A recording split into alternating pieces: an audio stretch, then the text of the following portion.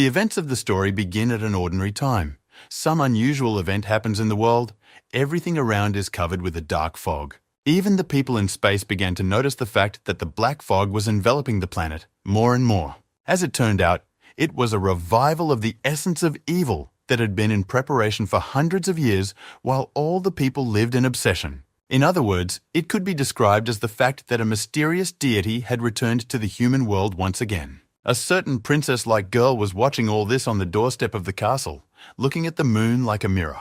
As a child, a boy named Richard notices something that strikes him once, and immediately for life. That day, he noticed a man who became his hero for the rest of his life, for he stood up against this evil. In the very world of our story, monsters have appeared that previously could only be heard of in myths and legends. And high above the moon looking down on our earth stands the god of observation who watches everything that happens. Some people decided to fight against this evil and came out to fight monsters and other evil that began to inhabit the world. They began to band together and match their strength against the monsters, say they were to be destroyed. A lonely man standing in this world and smoking a cigarette turns to someone and talks about being envious of him. He tells us that he's been waiting for Monsters Awakening for a long time, but now he's in his 40s and has little time to spare. The man approached a guy named Oscar and told him to put his energies into protecting others. The bloodied man began to walk away and talk about how he would of course accept any choice this guy made. But as he's leaving at the end, he adds that Oscar has excellent sword skills. Recalling Oscar's battle against the monsters, the man says that Ronald is capable of leading a lot of people behind him. In the world of our story, at this point in time, everyone is only trying to protect their family and their home, as well as your teammates who fight together against evil monsters, and also to protect their classmates, with whom together they are learning every day preparing for this difficult world. Thus, altogether these people form one organization, the name of which is the Night Watch. Many people have their own special fighting techniques. For example, a male smoker, it's the Shining Moon technique. A girl named Susie has this Phoenix dance technique, which is very effective in combat and defense. A kid named Jimmy also has his own technique, and his name is the Hand of the God of Death. The events of the story take us to a certain man sitting in an armchair who answers positively to the question of whether he was looking for Seraphima. Looking at the chairman in the chair, he talks about joining the Night Watch for exactly 10 years and then leaving. A boy named Michael replies to the chairman saying that he knows all the laws and duties of the Night Watch perfectly well. Meanwhile, the events of the story take us to one of the apparently gods who stands all shrouded in water. Opposite him stands one of the Night Watch warriors who speaks of recognizing him immediately, the god Poseidon. Poseidon starts yelling at him saying that this country has no manners at all in addressing its gods. The enormous Poseidon points his weapon at the warrior of the Night Watch and tells him that he will not be able to stand.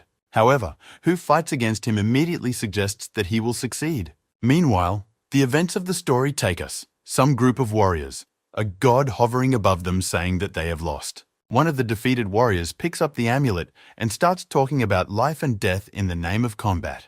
It screams that the heroes who have fallen in the name of humanity will never be forgotten and will fulfill their goals. However, Michael appears nearby and says that the situation seems to have reached a critical level. Immediately afterward, right behind Michael's back, a whole group of people appear standing around him ready to attack. It's hard to even call it a group, because it's more like a whole armed crowd, which is like an army demolishing everything in its path. Ronald turns to God with a cold-blooded stare and talks about what prohibits them from being on their planet.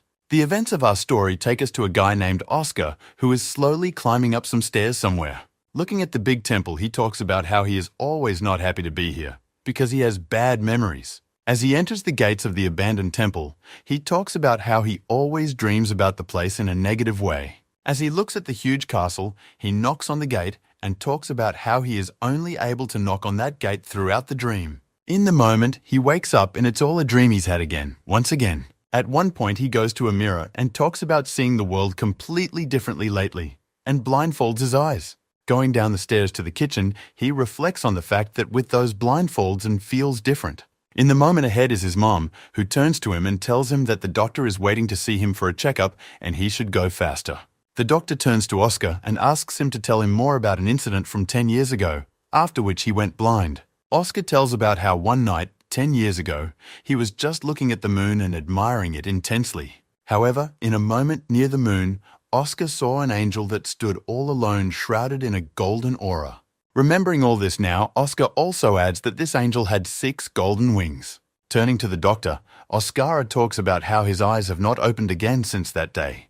However, in the moment Oscar turns to the doctor, they say that he realizes that it was all just a fantasy. And this surprises the doctor. The doctor starts to walk away and talks about how Oscar's medical history is fully recorded and there is nothing surprising about it. Our hero Oscar is having lunch with his brother, discussing his eyesight, and they talk about how sometimes it gets better. Oscar's mom talks about finalizing the papers for another school and clarifies if that's what her son wants. By covering his face, Oscar is saying that his eyes will return to their former state and he needs to be around his peers. However, while alone in his room, taking off the blindfold, Oscar realizes that his sight will not return. Oscar realizes he's hiding one important factor, because he can actually see some things around him. Oscar feels like an observer in a huge city. Every day he sees a few centimeters further away. This distance is greater and greater. Oscar realizes that at this point, he can see already at a distance of 10 meters, and in fact, such a person cannot be blind. However, trying to look again at the moon, Oscar realizes that these 10 meters are not enough for him at all. He also ponders every day whether that same angel is watching him from heaven and whether to follow his actions. Oscar starts closing the windows and talking about going to bed early tonight because he wants to dream about knocking on that gate again. Meanwhile, the events of our story take us to the battle of the night watched somewhere in the expanse of the city. One of the girls in the squad calls an old man named Billy, who immediately takes the cue and uses a forbidden technique. Billy slaps his hand on the ground and a huge red aura appears and covers everything around him. The aura turns out to be so huge that it rises up like rays of sunlight, however, is completely red. All this aura is seen by the monsters who fight against the Night Watch, and such actions clearly do not please them. One of the girls of the squad named Jessica addresses the monsters, saying that they will never get out of this aura no matter how much they try. She takes her blade in her hands, bends it downward, and speaks about how the fun part is about to begin. Meanwhile, our hero Oscar arrives at the high school and immediately surprises the girls around him with his pleasant appearance. He realizes that it is only his first day of high school, but he is very serious. Talk about being ready for anything. Meanwhile, the teacher at the school in question asks all classmates to welcome Oscar. The teacher sweetly welcomes Oscar to the class, but he realizes that difficulties await him because he has found himself in school in the middle of the semester. One of his classmates immediately approaches Oscar and offers to help him by walking him to his workstation. Surprisingly for Oscar, all the other classmates also show great consideration offering to help.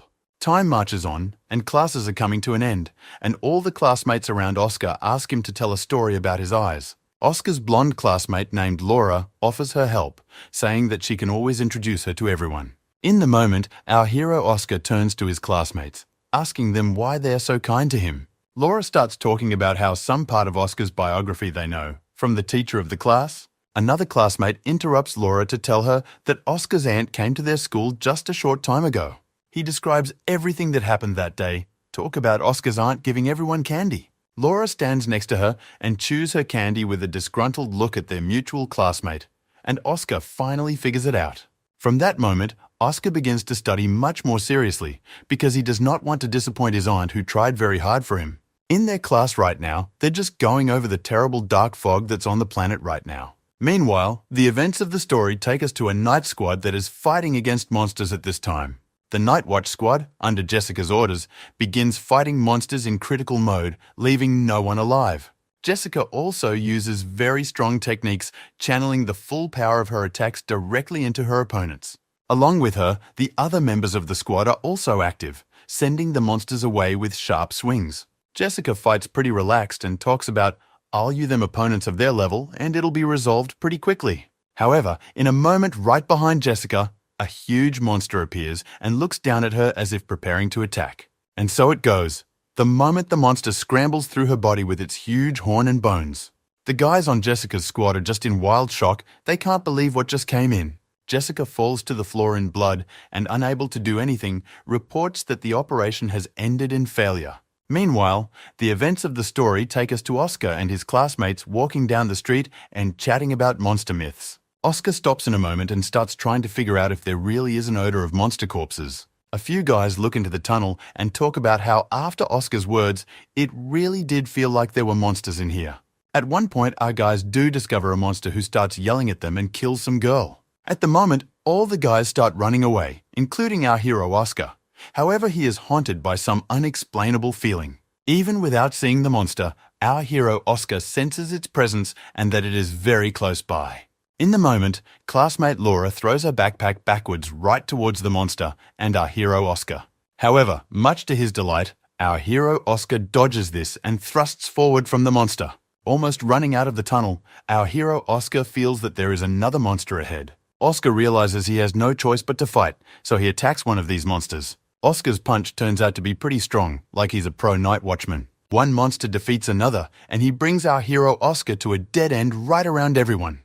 Immediately after which the monster left behind abruptly snaps out of his seat and thrusts right at Oscar, prepare to kill him. At this point, Oscar is very sad that this is all happening to him. He starts to remember his childhood and how he was afraid of monsters, gets violently angry and starts screaming, creating an aura of energy. At that moment, some sharp charge of energy flies straight through space, heading through the stars. At this attention is the same girl angel who is near the moon and watches over the earth. Meanwhile, the aura around our hero Oscar becomes 10 times larger and envelops everything around him. Our hero's eyes are covered in yellow energy and lightning bolts of residue emanate from his body around him. The very aura that Oscar created reaches enormous proportions and stretches across the city. Meanwhile, the events of the story take us to an old man named Billy, who is running around town talking to someone on the phone. A squad member reports to him with the information that the operation has failed, and one of the squad members is now badly injured. Billy is rather disappointed with this information. He asks about where the monsters ran to and how many there were. Billy talks about dealing with them, but the dialogue is interrupted by the fact that he sees a huge aura of energy ahead. Billy begins to suspect that this may be the birth of the Forbidden Rune, and it is a very interesting event. Looking at this, Billy also talks about how the power of a person with this kind of energy exceeds all 5 realms. Meanwhile, in one of the research buildings, they also notice this burst of energy that Oscar created. One of the squad members reflects that this energy is more like the power of a god than the power of a sphere. Meanwhile, our hero Oscar changes his appearance. He becomes more like a god who presents himself as the king of all gods. It's like Oscar's mind has changed. He talks about finally getting a physical body for the past 10 years. Our hero Oscar also notices that now he sees everything at a distance much more than before the meeting with the monster. He also realizes that all those previously forgotten feelings have returned to him, and the flow of energy in his body is tremendous. The monsters at this point also start to act up. They gather in a bunch, and one of them jumps right towards Oscar. At this moment, it's as if a god appears behind our hero Oscar, created from his aura of great power. Oscar at this moment takes an ordinary iron weapon, envelops it with his aura, and then jumps and strikes the monster. With great ease, Oscar gets rid of monsters like common trash early on in just one hit. Oscar attacks each of these monsters time after time, sending them aside like normal junk in his path. However, in a moment, he begins to feel the pain in his body that feels as if it is restraining him again. She does not let him move, and Oscar himself also realizes that he has almost no strength left to move. At this point, the bridge decides they've found the best moment to launch an attack directly at Oscar. In the moment, Oscar realizes that this could all be his finale, as he has no strength to resist the monster. However, someone's huge red-colored blade appears to the side and dramatically displays its aura. Immediately afterwards, this blade is used to deliver a huge blow that crushes all monsters around it and adds red energy. It turns out to be some man in a cloak. He becomes right in front of the speeder and protects him with his body, not letting the monsters pass. It turns out already known to us old man Billy, who saves Oscar and takes out the remaining monsters. His attacks are very strong and massive. He crumbles everything in his path and using red-colored energy with black elements. Old Billy takes out a cigarette and starts smoking. He asks Oscar who he is and contacts his squad. In the moment, old man Billy walks forward and asks Oscar if he likes it, but our hero doesn't understand what he's talking about. Strip Billy asks our hero again, ending his question by talking about whether he likes his knife. Billy addresses Oscar with a smile, about how if he likes him, Oscar can join them, and then Billy will give it to him. However, our hero Oscar just turns away. They say that it does not interest him, and this even greatly surprises old Billy. With a rather cold-blooded look, Oscar looks at the old man and says that if he joins them, he might die. However, Old Man Billy hugs Oscar in response, saying that they should talk more and work things out between themselves. In response, Oscar says that of course he believes Old Billy, but asks him to let him go, because he needs to pick up his books in his backpack that fell down. Immediately afterward, Old Billy lets our hero go and tells him to come back again. Our hero began to leave, and Old Billy looked after him and realized that even using all his strength for the night, he could not match Oscar. Oscar comes home. His brother asks why he came home so late, but he replies that there was a lot of studying to do today. Oscar asks his brother if he has done his homework. Then he shows his notebook and says that he has solved everything. Oscar goes to his room and says that he is very tired today and will go to bed, and recommends the same to his brother. However, the way to his room, Oscar keeps sticking to the wall, almost falling to the floor. This is noticed by his brother and is greatly surprised. Oscar's brother asks if everything is fine and all right. He replies that everything is fine and wishes his brother good night. He reciprocates. In the moment, Oscar's brother turns to his cat and asks if the cat has a strange odor from Oscar's body today. Looking after his brother who is leaving, he says that Oscar is walking today with a very strange smell of blood. Meanwhile, with very slow and uncertain movements, Oscar makes his way to his room and sharply closes the door. Oscar collapses on his bed and immediately begins to reflect on everything that has happened in just one day, after transferring to a new school. Oscar begins to remember the very state he felt when he started to fight against the monsters. Now, lying on his bed, Oscar is thinking about how he doesn't want to be any kind of hero. All he wants to do is just protect his family. Meanwhile, Oscar falls asleep and goes into his usual dream, where he finds himself back at some castle. He walks up to that same magical huge door and realizes that today he will have to knock on it again. However, today, something strange happens. After the first knock, there are strange lightning bolts of energy. In a moment, Oscar notices that the door began to move from the place and begins to sharply push it. I try to open it. More lightning bolts appear all around, and the door itself does open abruptly right towards Oscar. Some kind of dark energy appears from there, and a rather creepy aura. Oscar is standing right in front of the entrance. Immediately afterwards, Oscar decides that he should go inside, and slowly walks forward. Oscar walks around the dark and cold castle, picks up that this is the moment he's been seeking for a full 5 years. He realizes that this castle reminds him of a mental hospital, and he gets the full feeling that he's been here before. He continues to walk further around the castle, noticing more and more similarities to the arrangement of the mental hospital. However, at the same time, while watching all the new corridors, he notices moments that are very different and realizes that this is not the same place. At a point, he notices a strange door that leads into the unknown and is outlined with different symbols around it. Thinks that this door might lead to something very interesting and decides to open it to see. The door starts to open and it scares the hell out of Oscar. He never expected this to happen. In a moment, he also notices that all of the symbols on the door have begun to be covered in purple aura rays. In a moment, a huge and sharp glow begins to cover everything around, eclipsing all the darkness around with strong, as if sun rays.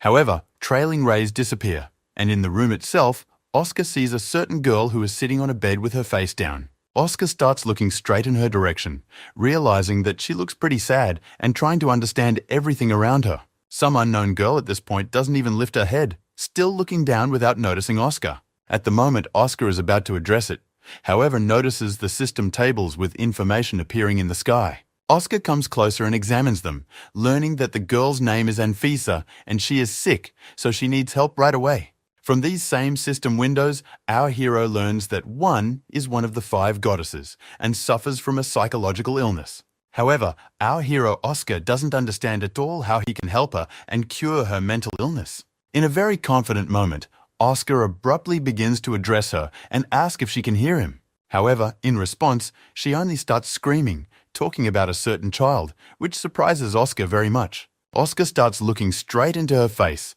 not sure why one of the goddesses is speaking a language unknown to him. In the moment, Anfisa starts crying, blushing, reaching out to Oscar and talking about finally finding him, her baby. This whole thing even scares you and surprises Oscar. He just can't believe what she's about to say. Oscar seems to be caught in his own mind where he sees this girl, realizing that his whole life he has been raised by his aunt, not his birth parents. At this point, Anfisa snaps out of it. She heads over to Oscar and talks about him being her son. Anfisa runs straight at our hero. but in the moment passes through him, traversing his body like a ghost. Instead, Anfisa simply grabs a nearby vase and hugs it. She, hero, is in wild surprise. Immediately afterwards, our hero Oscar wakes up and realizes that all of this was once again in his dream and nothing more. Oscar immediately grabs his head and surprisingly starts thinking about what he should remake with this Anfisa in the castle. Meanwhile, the events of the story take us to old Billy, who talks about coming to the very school where someone is hiding. That day, one of the night review analysts reported that Oscar should be urgently intercepted before he was picked up by guys from another organization. Standing outside the school now, old Billy analyzes all that is now known and realizes that losing Oscar is not a pleasant situation for him. In the moment, old Billy starts yelling at school security and asking them if Oscar is still in class or not. Meanwhile, the events of the story take us to one of the local hospitals, a rather advanced one. Inside the hospital, Oscar is sitting with the doctor. Oscar tells him a story about Anfisa and his dreams who cries all the time. The doctor at this point, according to Oscar's description, is making a medical chart writing down all the notes there. Oscar continues his dialogue with the doctor. He doesn't talk about how it's all from dreams. He explains it as if he has a girlfriend like that. Oscar tells the doctor that his girlfriend cannot be hospitalized, whereupon the doctor prescribes the right medication. Some time passes as Oscar trashes around the street with the medication in his hands, wondering if he can give it to Anfisa. However, the moment is walking down the street, right in front of him, he notices old Billy looking right at him. Old Billy starts asking Oscar where Oscar has been all day, because he's been waiting for him right under the school since 6 a.m., all the way through the evening. In response to everything old Billy says, Oscar just abruptly starts running away, realizing that he doesn't want to see him. However, even though Oscar runs quite fast and sharp, old Billy of course overtakes him in just a blink of an eye. The old man gets right in front of Oscar, sharply pushes him against the wall, holds his arms back, and tells him that he'd better not run away. Oscar is very surprised and starts threatening old Billy that he is going to start shouting loudly and call all the people here. Old man Oscar's not to pretend as if he does not understand or know anything, because everything happened recently. Immediately afterward, old Billy grabs Oscar, starts leading him around, and talking about how they're going to have a serious conversation. Some time passes. Not on the hero together with the old man comes the right point, which was marked by old man Billy. These places turn out to be a love hotel. Old man Billy talks about how they urgently need to go to this place. This scares Oscar a lot. Oscar starts to fall to the floor from shock, screaming about how he doesn't want to go there. They don't need to go there at all. However, despite everything Oscar says, old man Billy winds up at the hotel and talks about needing a room for two urgently. After a while, our hero Oscar the historian Billy together go up to the right floor and sharply open the door of the room. Whereupon old Billy abruptly grabs our hero Oscar and throws him right onto the nearest bed. Old man Billy starts with a high view of our hero and forgives him for answering questions quickly and truthfully. Oscar then asks a direct question about how our hero is related to King Michael the Angel. Meanwhile, the events of our story take us back to September a century ago. A certain group of explorers were traveling through abandoned mines in search of something new. And one day, they managed to stumble upon a Leviathan dragon that belonged to the house class. Then, all the researchers fell to the floor from shock and fright, because it was the first time in the world when people saw mythical creatures. Information about it was received by the highest-ranking people in the world, who decided to hide information about mythical creatures. Next, old Billy tells our hero that the King of Angels, whom Oscar saw, was the third mythical creature. All this scares the hell out of our hero. He could not believe that everything is actually so confusing and complicated. In March of that same year, a century ago, another very extraordinary incident occurred. A huge beam bounced off the moon and headed toward Earth, hitting right in the region of South America. Research teams immediately went to the site, but it was obvious that there were also moon gods. The researchers continued their endeavor trying to find at least some leads for information, but it was very difficult to do so. One of the explorers descended to the depths of the volcano and spotted a real god sealed in the depths of the volcano, who was given the fourth code. After a time, after all the incidents, scientists began to notice that children born near the incident began to show unexplained abilities. Old Billy explains to our hero that they all had many similarities, but the most important thing is that they were divorced stronger than humans. Old Billy also explains the fact that yesterday's yellow light and energy was an awakening of the mysterious realms. In the moment, our hero Oscar reached his hand up and began to move it to the side to determine if it was real or if he was even there at all. After all the stories of old Billy, our hero realized what happened to him yesterday and became one step closer to the truth. Old Billy continued to explain, saying that depending on the received power and energy of a person, their strength is divided into levels. The first level is the first realm. It has so little power that all of it fits in an ordinary pond.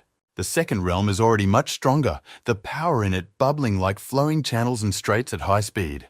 The third realm gives even more power and can be compared to the ability to flood an entire world ocean. Next comes the fourth realm, whose power allows you to influence space, but still measure it. And the fifth realm, a power that cannot be measured or calculated, giving the ability to change space. Old Billy explains that the power of the sixth realm is so great that it is simply immeasurable even by the cosmos. All these words very much pleases our hero. He immediately turns to Old Billy and asks in which of the kingdoms is out. Old Billy answers our hero that he is the first kingdom and his power is a little more than that of an ordinary man. Hearing these words, our hero realizes that most likely the fact that he was able to open the gate in his dream is a breakthrough into spiritual space. Immediately afterward, our hero turns to Old Billy and asks what level of realms he himself is on. Quite unsure, but Old Billy replies that he has no spiritual power at all, much to our hero's surprise. Our hero asks Old Billy how he fights monsters without spiritual power. The latter replies that he relies on fighting skills. Immediately afterwards, Stabilitas begins to tell our hero about ways to awaken forbidden realms. The first way our hero already knows, and the second way is the usual purchase of these realms on the prohibited market. And the third way is to get power directly from a god. Sometimes they give their power to someone who sympathizes with them. People who have received their power directly from one of the gods are more likely to align themselves with them and obey their orders. More often than not, such people turn out to be evil and end up continuing the faith and power of evil gods against ordinary people. Immediately after the explanation, Old Billy turns to our hero and asks him about what the king of the gods told him when he became possessed. Our hero, in response the old man killed, claimed that the king of all gods named Michael. Absolutely nothing to him. Immediately afterward, Old Billy began to speculate about what King Michael's intentions are, for as they know he is on the neutral side. Our hero Oscar began to declare that he was not interested in Michael's plans, because he was not going to participate in them, whatever there was. After that, Oscar got up and said that if that was the end of it, he was going to go home. This greatly surprised Old Billy. He began to ask Oscar if he was not interested in what organization they all work for. Our hero started talking about how if he knew more information, he'd probably be tried for assassination, and he doesn't want that. Immediately after that, our hero agrees to listen to the stories of Old Billy, and he began to tell with the transfer of documents. He started talking about how after finding the first mythical creature, people created a separate special group to deal with it. From that moment on, people began to observe more and more mythical creatures, so the group improved their skills and practiced every day. A great deal of time passed from that point on, and soon this group evolved into an organization called the Night Watch. Old Billy took great pride in telling the details of their organization, saying that their main duty was to protect the people. Immediately thereafter, Old Billy became intensely fond of it, his eyes burning with the idea of calling our hero into the organization. Our hero Oscar agreed that their organization was wonderful, but he refused the offer to join. Looking at the moon, our hero began to tell Old Billy about his family and the rather heavy history they're going through. Our hero Oscar began to talk rather harshly about how he wants to always be there for his family and protect only them. And finally, just now, when his eyes have returned to normal and he can put his best foot forward, he wants to do it. So in response to Old Billy's words, our hero declares that he always wants to be around his family and protect them. Old Billy exhales sharply in response and suggests that he probably had too small an opinion of Oscar. Immediately afterward, our hero Oscar began to walk away and talk about how he was grateful for the information and wasn't going to tell it. The events of the story take us forward. He returns home and begins to change his clothes, reflecting on all that has happened. However, in a moment on his desk, he notices a certain item that clearly wasn't in his classroom before. It turns out to be a small talisman with the name of that old man Billy. Our hero immediately realizes who it belongs to. Examining it from the other side of the party on the hero, notices inscriptions with noble words and an oath to protect all. Meanwhile, the events of our story take us into the dream of Oscar, who decides to start Anfisa's treatment. However, he does it rather poorly, studying the books that are available and trying to find some information. Our hero is studying mythology, which has information about the goddess Anfisa and her 20 children. He is trying to find a clue here. Our hero merely watches as she sits surrounded by various objects and considers them as her children. Anfisa hugs one of the vases and says that her brother will be back soon. Anfisa sits back and further ponders that when her children return, she should get into the detailed work of raising them. However, in the moment, she starts crying again, saying that she has been waiting for them for 3,000 years. Our hero Oscar stands beside her and ponders the fact that she looks pretty pathetic for a goddess with the strongest children. In the moment, our hero abruptly realizes something. In his thoughts, he says that he has apparently figured out how he can help. Right after a new idea comes to our hero's mind, he heads straight to Anfisa. In the moment, our hero decides that if Anfisa sees her children in everything, he can try to create the illusion that he is her child. In the moment our hero starts hugging her and talking in her ear about him being her baby, and he lugs, she abruptly starts crying. In the moment Anfisa throws all things on the floor, sharply hugs and strokes our hero. They say that they are glad to see him. In the moment they continue the hug, the system reports that our hero has completed the task at 3%.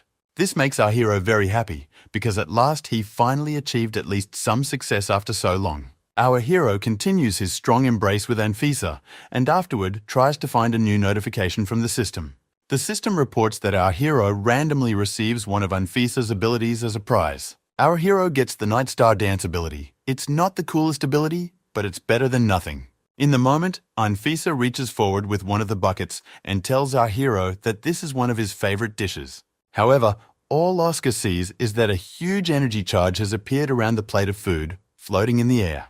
Immediately afterwards, our hero reaches out his hand to this energy, thus trying to absorb all of it. Wrapping himself in the energy of a nearby person, our hero Oscar feels as if this energy is transforming his body. In the moment, he feels like a sorcerer from a magic game who has accessed energy powers. At this point, our hero immediately realizes that all that he has gained separates him from the world of men. This all makes Oscar very happy, because with this energy, he feels he can protect his entire family. In the moment, Anfisa holds out a flask of medicine to our hero. They say that this is Oscar's brother, and he missed him very much. Our hero, of course, pretends like it's all true and starts pushing this flask into the ground with tremendous force. Immediately after which the flask becomes gigantic in size, our hero informs Anfisa that he will be back a little later, and leaves. Heading further down the corridor, our hero Oscar goes to a certain room and abruptly opens the entrance to it. However, our hero's dream ends, and the events of the story take us back to his home on a sunny morning. Our hero notices that his aunt is going to work early today. He wonders why this is so. She replies that there will be a lot of work today. However, in a moment, but the character Oscar just abruptly stands there in shock. He watches his aunt and is very surprised. And in a moment, he abruptly lowers his head and begins wiping his eyes, repeating the motion with his hands time after time. The moment she says goodbye to her aunt by shaking off her fist, which also surprises her in one moment. Oscar's aunt turns around, and our hero announces that he has finally started to see more or less well, which shocks her dramatically. Such abrupt and rather happy news could not help but bring her to tears. The aunt begins to cry and look at her nephew. She immediately abruptly runs up to Oscar and starts hugging him and holding onto his shoulders, realizing that this is just fine. Aunt Oscar cries on his shoulders, while our hero himself smiles and realizes that he was finally able to bring some happiness into her life. Oscar's younger brother also hears all this. He abruptly runs up and immediately starts cheering for his brother, saying that this is just fine. Meanwhile, the events of the story takes us to school. The girls around us notice the changes in Oscar, and it makes them happy as well. However, he notices that not all of his classmates make it look that way. Some of them didn't even pay attention to him coming to class. However, his attention is still taken by girls who ask how he was able to heal so quickly. Oscar has nothing to say except that he came back from the hospital yesterday and was treated well there. The events of the story take us a bit forward, with several classmates apologizing to Oscar saying they dumped him yesterday. However, in response with only a bloodied face asking them all to stop apologizing and saying anything already. Oscar begins to say that such behavior is inherent in people and there is nothing wrong with it, and he holds no grudges at all. One of the guys starts talking about how, after the whole incident, People from the organization came to see him, offering to join him. Another guy there abruptly declares that he's in general agreement to join them and wants to. He says that it is the desire of every man to fight against his enemies and not to live a dull life. One who soon calms him down is told that he could die at any moment and is not that strong. Oscar says he's the one who can die without even leaving anything behind. And then he walks away and a strong wind begins to blow outside. Oscar is well aware that following such a strong wind, it is likely to start raining quite heavily, so he heads back to his house. Oscar comes home and immediately walks into the hallway and starts taking his shoes off, talking about how he's already back. However, in the moment, he raises his head sharply and is very much surprised at what is now in view in front of him. He notices the same old Billy sitting in the kitchen at their shared table drinking coffee. Oscar immediately turns to him and asks how he was able to find him, since he didn't know where Oscar lived. Old Billy explains that the same amulet he left in Oscar's pocket has a GPS navigator. Oscar listens to him and silently walks away, repeating that he has no intention of joining anyone. Old Billy talks about how he's here for a different issue now and puts a wad of large amounts of money on the table. Oscar turns to him and asks about what it all means now and why he needs so much money. In response, however, old Billy pulls out a pack of cigarettes with a lighter and asks Oscar if he minds if he smokes. Our hero, however, abruptly begins to shout that he objects and smoking in his house is not necessary at all, which surprises old Billy. After that, old Billy began to tell his past. He started to say that his father died when he was only 6 years old, and old Billy's mother at this point was working 2 jobs, but still not enough money. All this made little Billy very sad at the time, for he understood and saw the whole situation very well. Time passed, Billy grew up, and in school he got the best grades. He was an excellent student among all. However, despite this, every time he went to school, he still thought about the fact that in his life he would dream of becoming a soldier. One day he fulfilled his dream. His mom didn't say anything, just saw him off with a look and cried near the door. At that point, it was very hard for Billy to leave and also put his mom here alone. But he made the decision nonetheless. After a time, he transferred to the military corps and realized that he made the right decision, because to become stronger, it was worth it to discard everything that was. Then, lying on his bed in the military corps, he decided that he would get the best medals and uniforms, and with it all, he would come home. He continued his story to our hero. Talk about later got into the special forces and his promotion accelerated. He began to tell our hero that after he was sent to the night watch, but all these stories apparently tired Oscar. Once old Billy wanted to leave the service and go to his native village to help his mother with everything, but now it is impossible. Displaying his night watch medal, he talks about joining them. He can no longer leave the service so soon. Afterward, old man Billy addresses Oscar, talking about how he is different and has chosen to go along with his family back home. Turning to Oscar again, old Billy talks about using the money to buy something for his family, but Oscar refuses. Oscar starts to put the money back in Billy's hands, talking about how they don't need the money at all and they can handle it themselves. Immediately afterward, Oscar started talking about how his aunt would not agree to take the money either, so it was not needed at all. He talks about how they don't need the money that old Billy earned by risking his life, and it's all very surprising to him. Immediately afterward, Oscar declares that his sight has returned, which is why he now has the opportunity to start working for his family on his own. Billy then stands up and says that Oscar is very stubborn, but he also does not intend to insist in such a case. Oscar and old Billy go outside. Billy suggests that there is no need to see him off at all and directs Oscar to go home. Leaving the old man wishes our hero a wonderful future, and the latter in return wishes Billy a wonderful soldiering service. Immediately afterward, old Billy leaves in the rain through the sad, gloomy street corridors. Going to one cafe and sitting down at a table, not even covered from the rain, he sits and considers something. However, in the moment the old man is killed, receives a sharp phone call informing him that they have had an emergency. Old Billy is informed that the Ghost King is about to arrive quite soon. Billy abruptly jumps up from his seat and is very surprised. One of the squad's agents reports that they have stumbled upon the blood of a Ghost King at a location in the city. An agent of the Night Watch squad, reporting to either the Old City Division or directly to the New City Division. Immediately afterward, the agent also adds that Billy's task at the moment is to evacuate people from the Old Town area. He is also informed that Jessica has been sent to him as a reinforcement. Billy is surprised because she was wounded a while ago. Meanwhile, the rest of the squad is evacuating people from the new city. But there are problems, because there are so many people. Snipers are watching, reporting what happened. They discuss the fact that the consequences could be catastrophic. Billy is surprised very much at the plan, for the enemy want to drive him into the old city and fight him where there are fewer people. Old Billy is also warned that if he sees the despicable king, it is not a good idea to fight him, for he is very strong. Billy is asked only to help with evacuation and information, and to pass on whatever he gets, he agrees. Close up from the car, Billy ponders that the plan may not work out, because their opponent is very strong. Immediately after which, Billy starts running along the roof of the building to look for the nearest people, in order to evacuate them. Runs by many houses, thinking about what might happen if the battle started right in a residential neighborhood. However, at one point, Old Billy abruptly senses some very powerful odor coming from outside.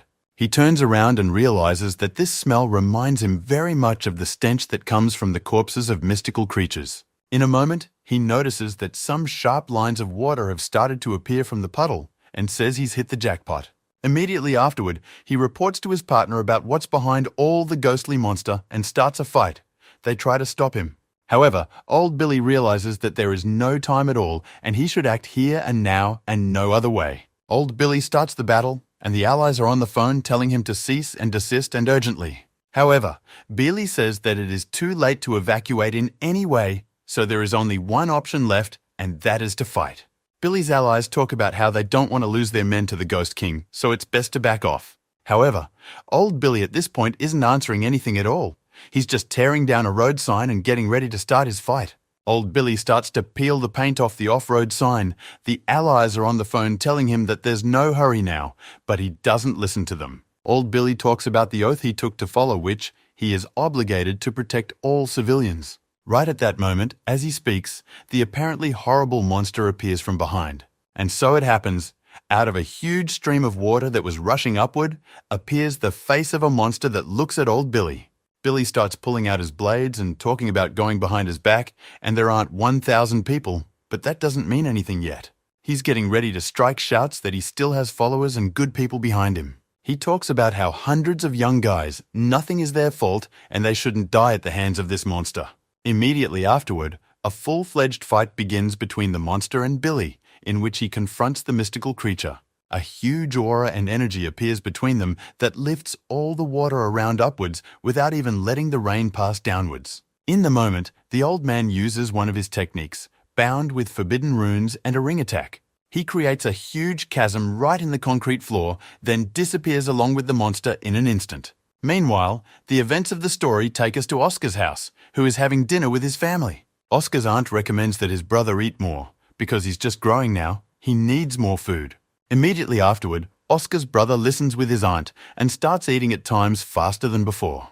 In a moment, Oscar notices that their cat, who was here a short time ago, has disappeared. One cutlet, Oscar's aunt talks about their cat being at the window and nothing wrong. Oscar walks over to the cat and starts stroking it, asking about seeing something scary. Oscar begins to look down and abruptly notices a road sign that is completely covered in water on all sides. Seeing him, Oscar goes into a wild shock. He is very much surprised and a cold sweat runs down his face. Oscar begins to run briskly to the door and tells his aunt that he should leave now and that it is very urgent. Meanwhile, the events of the story take us to Old Billy, who pulls out his lighter and starts opening it. Immediately afterward, Old Billy opens a pack of cigarettes, pulling one out and lighting it right there, starting to smoke. The old man with blood on his face says that he didn't think the monster would get to him so quickly. Monster, his turn, stands next to him and looks directly at the old man and just stares silently with his mystical eyes. Immediately afterward, the old man turns to the monster and says that he could not have imagined that he was so strong. Billy turns to the monster and talks about how apparently the rainy weather only gets worse around here. The monster gets right on top of Billy, who talks about the monster inflicting a very crushing wound on him. Billy decides to attack the monsters with whatever he has left after their first encounter. And in the moment between them in battle, there is a violent clash between them again. The monster and old man Billy hit each other with direct attacks, dealing quite a bit of damage. Momentum, the old man even manages to repel the monster for a while, resolving its ability to attack. Immediately afterward, Billy decides that this is the best moment to launch another powerful attack. However, he also notices that he doesn't even leave any wounds on the body of this sinister monster with his sword. This doesn't stop Billy at all. In his desire to win, he jumps on the monster again with an attack. One someone in the moment monster launches into a wave of water, then throws our warrior away from himself, preventing him from attacking. Billy spits up blood after the sudden pressure, because of the water, and talks about how the monster is pretty good at fighting. Billy starts praising him again and talking about how this is a great result for an ordinary mystical creature. The monster at this point snaps out of his seat and begins to bear right down on Bile with a huge charge of energy inside. However, in the moment, our warrior turns his attention to something and is very much surprised in the moment. Old man Billy notices that right around this monster, an ominous aura begins to appear that envelops everything around it. Our hero notices a skull and behind auras right on the floor, realizing it's one due to forbidden ruins that aims to reduce powers. In the moment, Billy also notices that it is an aura and force enveloping him from all sides, preventing him from moving. Old Billy struggles to move around, looking for a better position to get out of the encirclement. However, to put it mildly, he doesn't succeed at all. The monster is waiting for him from the other side. Immediately afterward, with a very powerful blow of his arm, the monster knocks Billy off his feet, preventing him from leaving his surroundings. Immediately afterward, he unleashes another attack of the same kind, thus inflicting more pain on Billy. Our warrior realizes that if this continues, he's going to die pretty quickly, and something needs to be done about it right away. Immediately after making his decision, Billy picks up his blade and begins to hold it back hard, even through the pain, with his blade straight forward, and begins to try to stabilize his state, in the moment imagining himself in a state of flux. However, the monster at this moment is not slumbering at all. It sneaks up from behind and prepares to launch a powerful attack. However, Old Man Billy notices this action well, and is already preparing to repel it by carrying a counterattack on his opponent, this monster. In the moment their blows cross each other, Billy's blade striking directly at the monster's powerful charge of energy. Although Billy is thrown back to the side, however, he didn't let the monster defeat himself with one attack. Old Billy starts to let go of his blade, saying that all events are playing against him today and it's pretty sad. Old Billy talks about the fact that it rained pretty tragic today. He smiles and closes an eyes. And in the moment, the old man prepares to attack the enemy monster again, and does afterward, saying that his deception won't work. The old man yells at the monster, saying that the rain won't just fool him, and delivers a powerful blow to the monster's body. The old man again jumps on his opponent, saying that although he has an advantage, but it is unlikely to help him in the fight. The old man's body from wounded, but that doesn't stop him from attacking at all. He jumps a new energy charge and prepares to hit the monster with it. He yells at his opponent, saying that if he had the forbidden rune, he would have died 1,000 times already. Our warrior strikes with his blade, but in a moment he notices that his blade is stuck right in the body of his opponent. Immediately afterward, his opponent strikes back, which throws Billy off to the side away from himself. Our brave warrior, Old Man Billy, covered in blood, is flying down, realizing that he has almost no strength left to fight any further. Flying down, he reels off many moments of his life, reminiscing about which issued the crest of the Night's Watch. At that time, he was also given a secret item, and using it will lead to the end of his life. However, it will help him a lot. These items in the life of a Night Watch warrior is his name seal, the application of which is only possible in the worst-case scenario. In this fight, Old Billy decides that now is the time when he can use her. In a moment, Billy begins to hear his name coming from an ordinary road sign. This surprises him greatly. A road sign asks to open a portal to space and let someone in to help Old Billy. Apparently, the person who requests Billy to open up space for him is our hero, Oscar. Using the portal of a road sign, Billy yells at our hero, asking what he's doing here and why he's not having dinner with his family.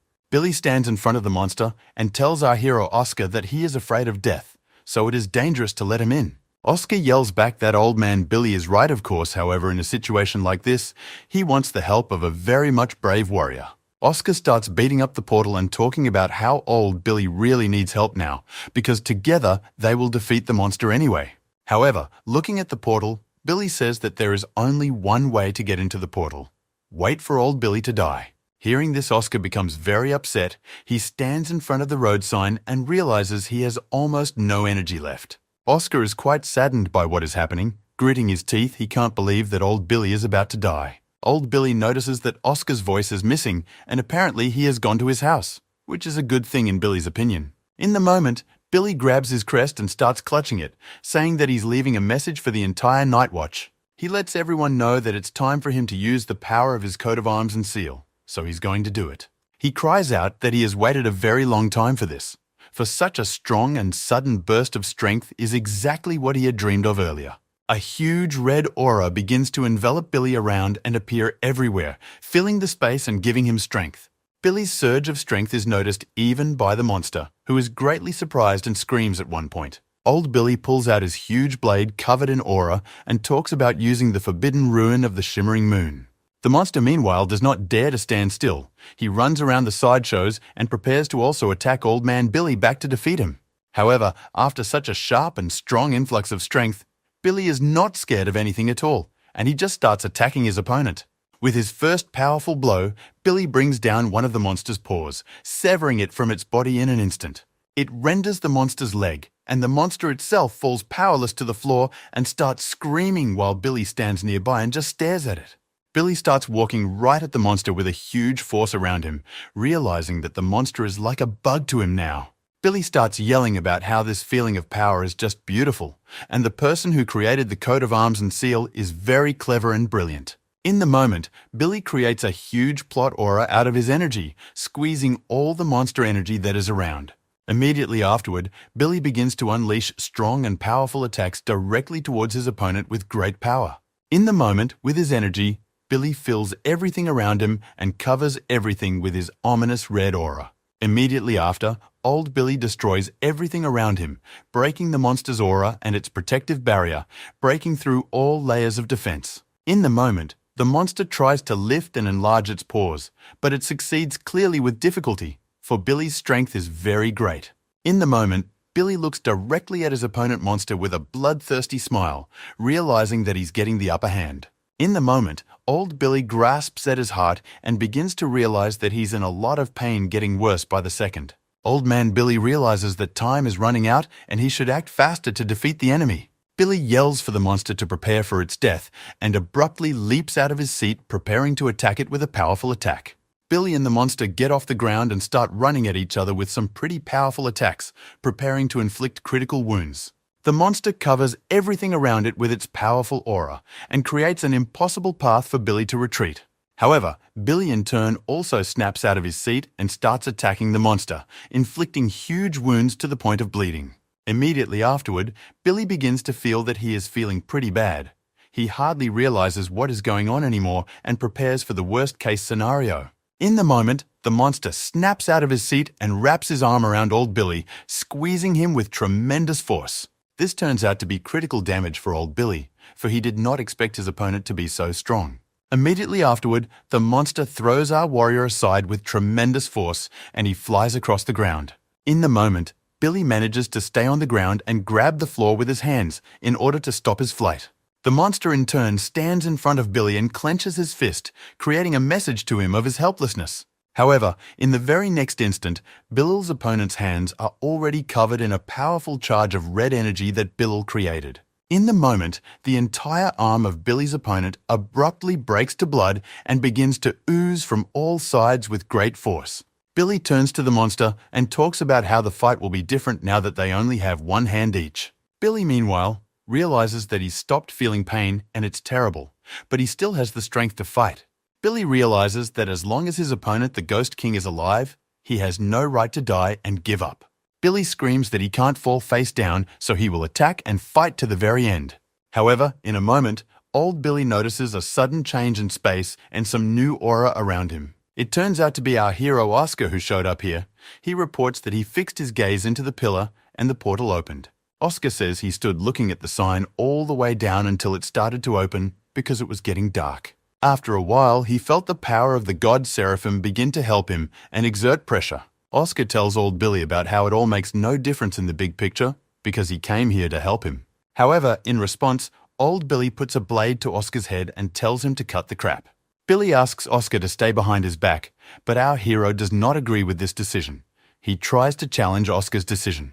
However, in a moment of standing behind us, our hero Oscar abruptly turns his attention to something ahead of him with a great shock. Oscar looks right at Billy's back and notices the huge injuries with the ability and realizes that Billy has a huge problem.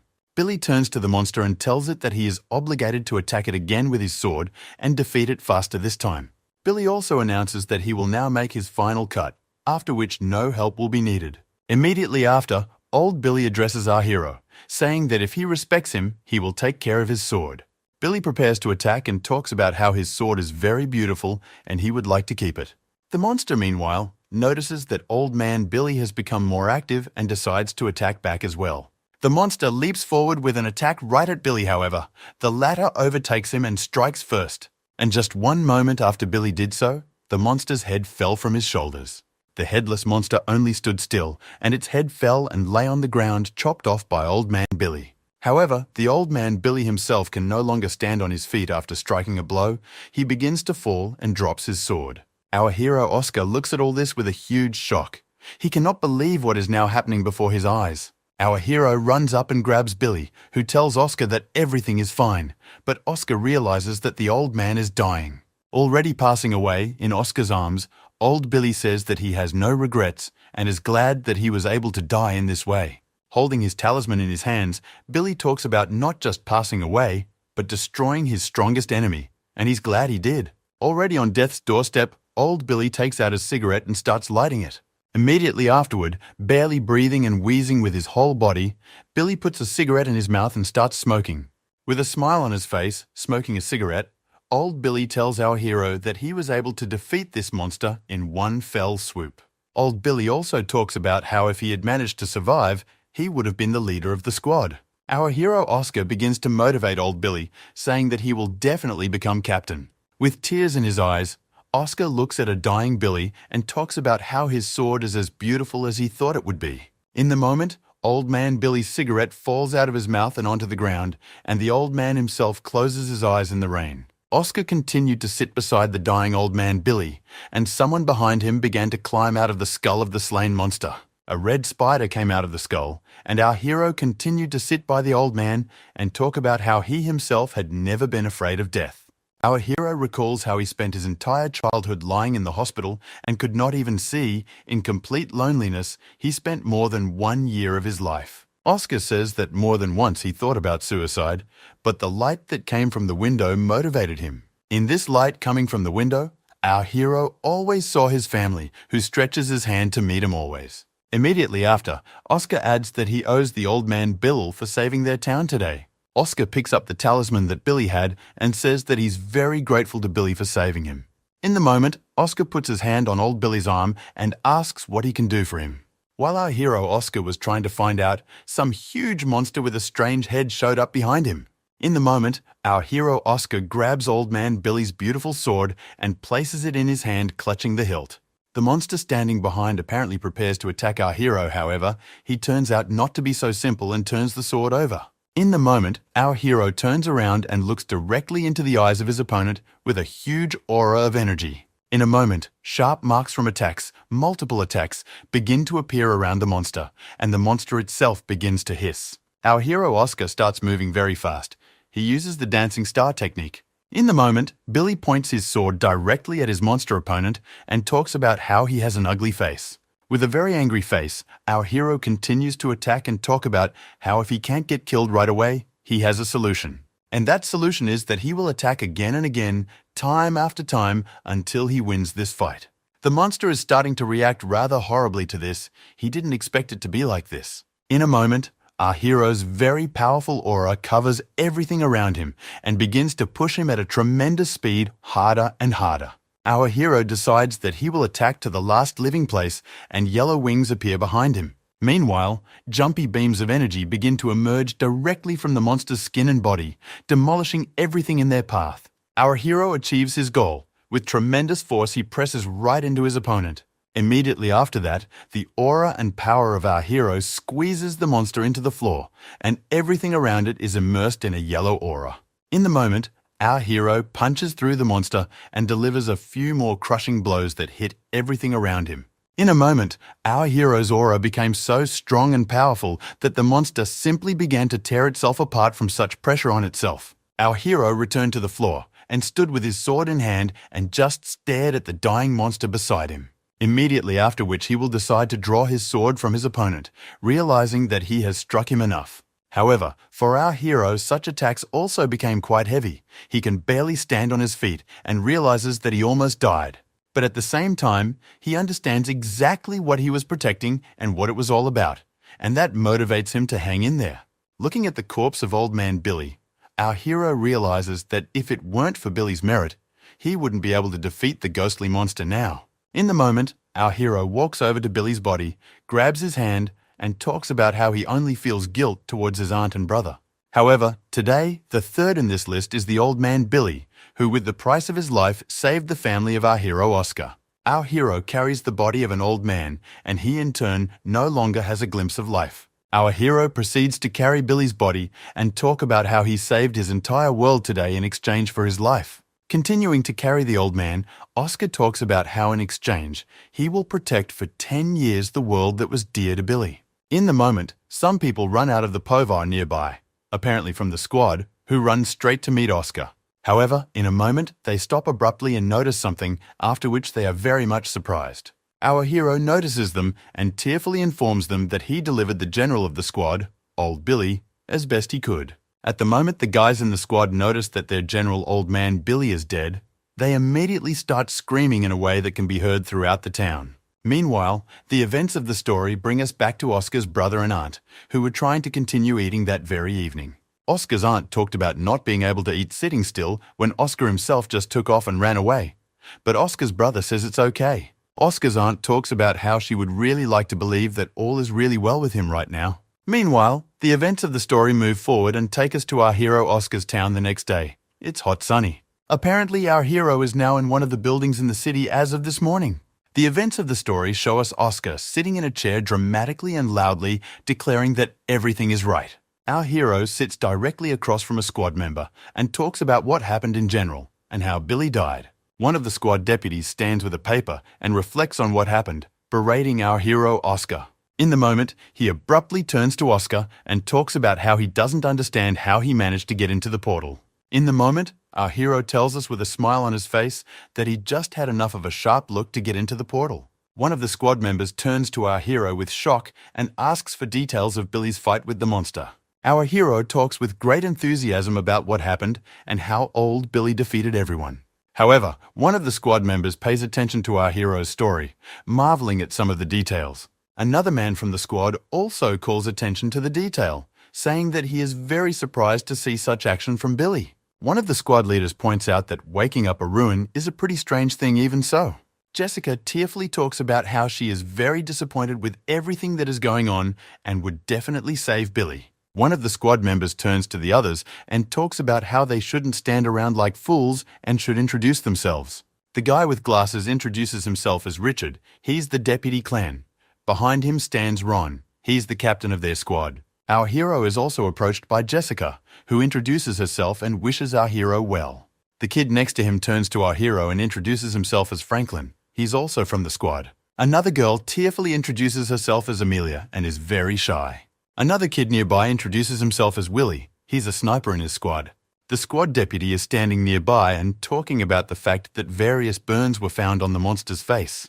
However, the deputy detachment deputy says that in general, it does not matter much anymore. The issues are exhausted for them. However, in a moment right in front of him, the head of the squad appears and says that it's time to ask Oscar. In the moment, the chapter sits down directly across from Oscar and asks about why he didn't join the watch earlier. Oscar talks about going on patrol in honor of Billy and will serve exactly 10 years in their unit. He talks about how it's very hard to get into their organization. It's private and closed. It can't be that easy. However, our hero is not intimidated by this. In return, he sets conditions, saying that all the problems he takes on himself and will solve himself. With a rather sweet smile, the squad leader declares that so be it. He accepts our hero's terms. After which, the squad leader holds out some papers and says that training will begin in 5 months. The leader explains that the organization is military and you can't just get in here. And our hero smiles, realizing that's what he wanted. Leaving the room, the group leader informs the newcomers that they are not providing lodging and food. Oscar turns to the leader of the group and asks him about where he should live for a month in such a case. In the moment, Jessica approaches our hero, puts her hands on his shoulder and talks about staying with her. Our hero is very surprised by such an offer from Jessica, but thanks her for her help. However, Franklin takes our hero Oscar aside and tells him that he can show and tell him everything himself. Our hero agrees to Franklin's help in this matter and begins to walk off down the hallway with him. However, at one point, Franklin stops and speaks sharply to Oscar, saying that he has a request for the one. In the moment, Franklin grabs our hero by the shoulders and asks him if he can go with him to Jessica's house together.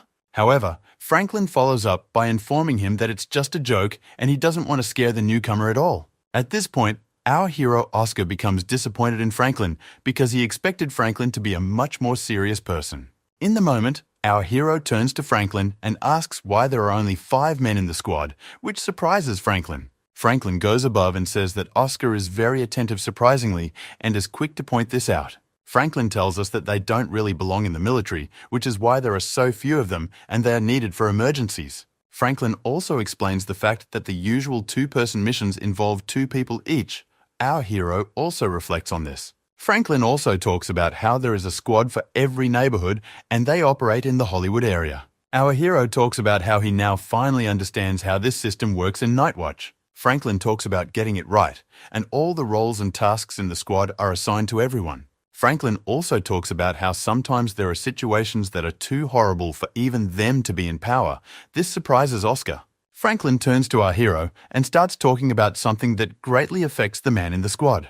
From that moment on, the events of the story go forward and take us to the next sunny day. Our hero, using a map and a note, goes to someone's house, and in the moment he does arrive and is greatly surprised by the huge house. Our hero Oscar begins to remember Jessica's words that her house is quite large, however he didn't expect it to be that big. Oscar presses the button and starts to walk inside, thinking about how this one is just gigantic. Meanwhile, Jessica, who lives there, starts running downstairs and yelling that she's on her way when she hears the gate bell ring.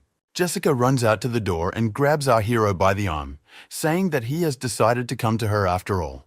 Together, they run down some huge corridor. Jessica asks our hero to take whatever shoes he wants and follow her. Oscar picks out his pink bunny slippers, the same ones Jessica has. She talks about how they look good on him. In a moment, a girl very much like Amelia appears from behind and turns sharply to Jessica. Amelia turns to our hero, saying she is surprised that he decided to come. Oscar is also surprised to see her. After which all 3 of them head upstairs. Jessica talks about how she's about to show Oscar his room. Oscar asks Jessica about where her parents are and if he will bother them by living here. With a little sadness, Jessica replies that her parents are not with her as they have joined the research team. Trailing off, she talks about how after they disappeared in one of the shadow zones, it was exactly 5 years ago. Jessica sadly tells this, and our hero doesn't even know how he should best react in such a situation. Jessica opens the door to our hero's room and asks him to go ahead, saying that this is now his room. Jessica shows our hero his room and tells him that she is already prepared and made everything here for him. Jessica also tells Oscar that he will need her or Amelia, then he better knock on the door before entering. Jessica warns Oscar that if she finds out about any of his lewd intentions, she'll just nail him. Jessica tells our hero that she's the chief of strength in their squad and shows off her biceps, saying she's very strong. Immediately afterward, Oscar talks about how he understood everything perfectly and asks Jessica if she has paper and a pen. Meanwhile, the events of our story don't stand still and are transported to some high-rise building. In this high-rise building, there are people standing at one of the apartment doors and calling inside, trying to summon someone. Oscar's aunt opens the door, immediately asking him if he is back, but there are other people at the door. One of the guys standing at the door addresses Oscar's aunt by name, asking her if it's her. These 2 guys turn out to be from the squad. They talk about being in charge of recruiting people for the military squad. When Oscar's aunt hears about the draft and the military unit, she is very surprised and even a little frightened by what they are saying. Immediately afterward, they enter the kitchen together, where the squad members hand Oscar's aunt the military documents. Oscar's aunt started telling the military that Oscar himself never wanted to be in the military and never talked about it. However, Oscar's brother enters their dialogue, saying that what Oscar really wanted to do, but couldn't do because of his eyesight. Oscar's aunt starts crying. She doesn't understand why he made that particular decision. It scares her. The military from the squad tells Oscar's aunt that they will be monitoring her nephew's eyesight, so there won't be any problems. Afterward, one of the squad members holds out money to Oscar's aunt, saying that it's a subsidy of their first. This alarms Oscar's aunt, and she asks if he is involved in something dangerous, and that's why the payments are being made. Oscar's aunt starts asking dozens of strange questions and questioning about the military unit and what will happen to Oscar. The squad members explain everything to her and go outside where Oscar is already standing. They discuss among themselves that they are very tired. The guys from the squad inform Oscar that everything has been explained to his aunt and she has accepted everything, including the money. This pleases Oscar. The leader of the squad steps forward and talks about how they had to give Oscar's entire annual salary. As they are leaving, the squad leader turns to Oscar and tells him to come to dinner tonight, much to his surprise. Immediately afterward, Franklin and the leader begin to walk forward, with Oscar standing behind them and looking at them in surprise. The guys from the squad leave, and our hero decides to call his aunt and talk to her in person. Oscar's aunt immediately starts asking about why he left so abruptly and didn't say anything to anyone about everything. Our hero walks around the yards of the house and tells his aunt that Moo is sorry and he was wrong about a lot of things. Meanwhile, the events of the story take us to the castle, apparently again in the dreams of our hero Oscar. In the courtyard of this huge castle, the goddess Anfisa rides alone on a swing. For quite some time, she swings on her swing with a smile on her face. But in a moment, she notices something.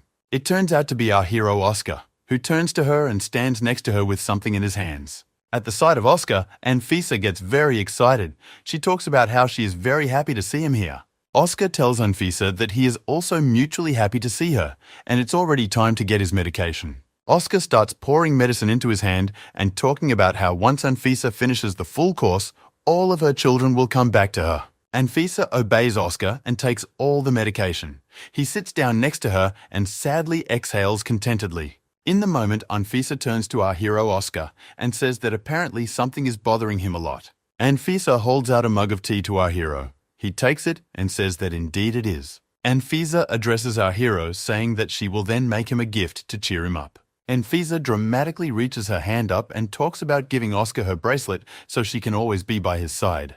However, in a moment, she looks sharply at her hand and notices that there is no bracelet on it, much to her surprise. Anfisa starts turning around and trying to find her bracelet with a very shocked face. However, following this, she shouts sharply that she remembered where her bracelet was. She spoke so loudly that everyone around her heard it. Anfisa informs our hero that she once lost her bracelet and was now remembering it. Hearing such an interesting answer, our hero is sharply surprised because he does not understand how the goddess could lose the bracelet. Oscar holds up a book of myths about the gods and asks Anfisa which god was able to win the bracelet from her. In the moment, the goddess tells Oscar that it wasn't a god at all, but a man like himself. Hearing this, Oscar is greatly surprised. He yells and asks about the fact that was there really someone here before him? At this point, our hero Oscar begins to think that in all likelihood he may not be the only person here. Oscar begins to reflect on the fact that in all the time he's been here, there could have been other people the same. In the moment, Oscar turns to Anfisa rather abruptly and asks her about whether she remembers what the man looked like. In a moment, Anfisa thinks about it and replies that she remembers a certain girl with long black hair, about 12, 13 years old. Immediately after these words, Anfisa starts telling Oscar that there is actually one very strange pattern. Anfisa starts talking about how she and this girl were playing a game on her destiny. This game had rules that if the girl wins, she takes the bracelet, and if she loses, she gives the baby to Anfisa. Our hero Oscar cannot imagine such a situation, because how can a little girl defeat the goddess of the night? Oscar asks Anfisa what she remembers about the girl, but other than the end of her name, the goddess remembers nothing. Realizing all this, our hero decides to go to the castle and think about it, because it is a very important clue. Upon arriving at the castle, Oscar starts going through all the things, in all the rooms, in order to find a clue about this girl. Oscar is on the lookout and ponders the fact that there is no way this girl could have cleaned up her tracks. In a moment, Oscar stops and holds his gaze. Thus, he activated his ability. With his ability, he was able to find some paper that was taped to the table. In the moment, Oscar opens the piece of paper and notices that it is a letter, and with great excitement begins to read it. There was a lot of information in the letter, but the most important thing was that the girl talked about some place that was under the hospital. Our hero finds a hatch of some sort in the floor and realizes that this is apparently the one in question, and there are many more sectors down below. Of course, Oscar couldn't resist his curiosity and headed straight down to find out and see everything. In the moment, Oscar starts to go downstairs, realizing that this place around here is very strange. As a result, our hero comes out into some huge corridor on the side of which there are some cages. He starts walking among them and notices that there is no one even in them, and the place is very strange and lifeless. However, at the point of walking by one of the cameras, our hero stops abruptly and begins to look inside. Looking right inside the cage, our hero notices a monster there, and not just any monster, but the same Ghost King he defeated with Billy. In the moment, the Ghost King monster also notices our hero Oscar and abruptly jumps straight towards him in an attempt to attack. In the moment, a menu appears right above Oscar's head that informs him that Oscar can choose the fate for the monster he killed. The first and most basic option is to erase the monster's soul from the world, thus destroying it forever. But the second option is to scare the monster and make it obey, thus using it as a slave. Our hero begins to remember his fight with this monster and realizes that apparently many souls go here after death. Oscar realizes that by killing monsters in this way, he can create workers for himself at the hospital. Thinking it all over for a moment, our hero Oscar contemplates what could be if he defeats the true God. After all, according to this system, if you believe it, it turns out that after defeating the God, Oscar will own the God. Meanwhile, the ghostly monster looks rather surprised at the non-hero and yells at him. The monster lowers his head, and in response, our hero only looks at him and simply remains silent. But later he does turn to the monster and asks him if he realizes the situation he's in. Oscar reaches out to the monster's body and talks about how the monster is very strong and would be a wonderful assistant. However, immediately after these words, Oscar squeezes the monster's head until it bleeds and says that unfortunately he is not happy to see him. After that, Oscar holds this monster's head in his hands for a while longer, creating a blast of energy. Whereupon the monster, killed and blown up, covered in blood, falls to the ground, and Oscar begins to just walk away in silence. The events of the story take us to the next day. Oscar walks into the office and hears about someone yelling about a monster. Oscar is greatly surprised and immediately looks ahead sharply. Oscar walks forward down the hallway and tries to find the room where the conversation is coming from. Once he finds it, he looks inside. And inside the room, some grandmother is sitting at a big table talking about how she really did see a monster. Sitting across from her is Jessica, who asks her grandmother to take it easy and speak more slowly. Grandma, meanwhile, blushes and tells her story, how she was out with her husband, but something terrible happened. Grandma grabs Jessica's hand and talks about the moment a certain female monster appeared from around the corner. The grandmother complains that this woman monster was very beautiful and started seducing her husband very badly. This whole picture is watched by our hero Oscar, who did not even think that the squad is engaged in the proceedings of such nonsense. Time marches on, Franklin escorts Granny out, and Jessica promises that their squad will take up the matter. Oscar approaches Jessica and asks about what it was. She replies that it's their regular job. Franklin explains to Oscar the fact that serious work is actually quite scarce in their town. With great joy and pride, Franklin tells our hero that he can just do stuff in his spare time. Oscar asks Jessica if it's all true. She replies that unfortunately it is. Our hero Oscar exhales and realizes that there is an upside to this, but it still pisses him off. Jessica turns to Oscar and talks about how the squad captain asked Oscar to come to his training site. Immediately afterward, our hero Oscar goes straight to the head of the squad, just as Jessica asked him to. Oscar looks directly at his head and notices that the latter is throughout at the moment in meditation. However, in a moment, the clan leader abruptly opens his eyes and throws his sword directly towards Oscar, much to his surprise. Immediately afterward, the clan leader turns to Oscar and tells him to learn how to handle a sword first. Our hero Oscar looks directly at the sword the clan leader threw at him and realizes that it is apparently the same sword of old Billy. Our hero opens the sword and immediately sees the inscription with Billy's name on the hilt, realizing that he is not mistaken. The squad leader stands up and talks about how Oscar is one of the few people Billy liked, so he decided to give his sword to him. The head of the squad looks straight into Oscar's face and talks about how he will help him with anything if need be. Immediately after, the squad leader tells Oscar's daily schedule of how he will handle the sword and learn. The clan head had planned the day so that Oscar would have almost no free time from training, which didn't make him very happy. In the moment, Oscar turns to the captain and talks about how they have real swords after all, how they can start practicing. In the moment, our hero creates a very powerful image of himself in his head and says that he won't hold back either. Immediately afterward, our hero Oscar snaps out of his seat and starts thrusting right at his opponent, the head of the clan.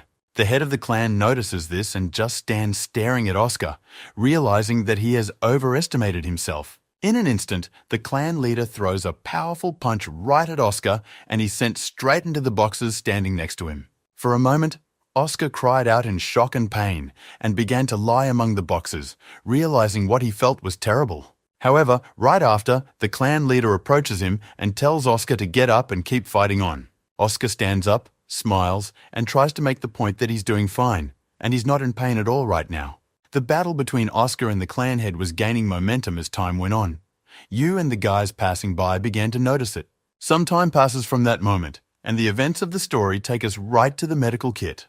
A member of the squad sits next to Oscar, who talks about how everything will be okay and medicine will help Oscar get back on his feet.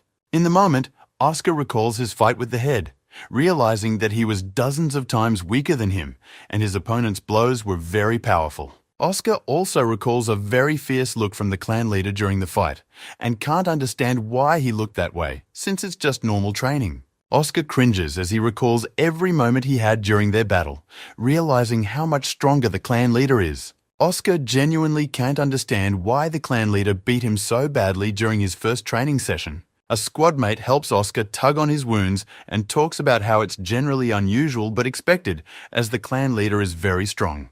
Oscar begins to also remember the old man Billy's fight against the monster and thinks about how Billy would have fared against the head. Oscar's partner sitting next to him talks about how Billy has actually always been on par with the captain in terms of strength. Oscar's partner says that everything will be fine and that he will surely recover quickly and become stronger. Immediately after, Oscar's partner, sitting next to Rani, started talking about how it was time to discuss runes. Our hero Oscar talks about how his sense of God has developed very strongly, by as much as 20 meters. However, our hero's stories don't really surprise the sitting Rani next to him, and in a moment, they see Jessica walking next to him. They turn their attention to her together and notice that she is only walking upright with a plain face. Oscar starts to stare after her and doesn't take his eyes off her. Rani does the same at this point. Oscar rather surprisingly turns around sharply and looks into Ronnie's eyes, who in turn does the same. And right after that, with a very serious face, Oscar tells Ronnie about looking with his powers and recognizing that Jessica is dressed in white. Rani abruptly shows a barking gesture and looks straight into Oscar's face, saying he was thinking the same thing.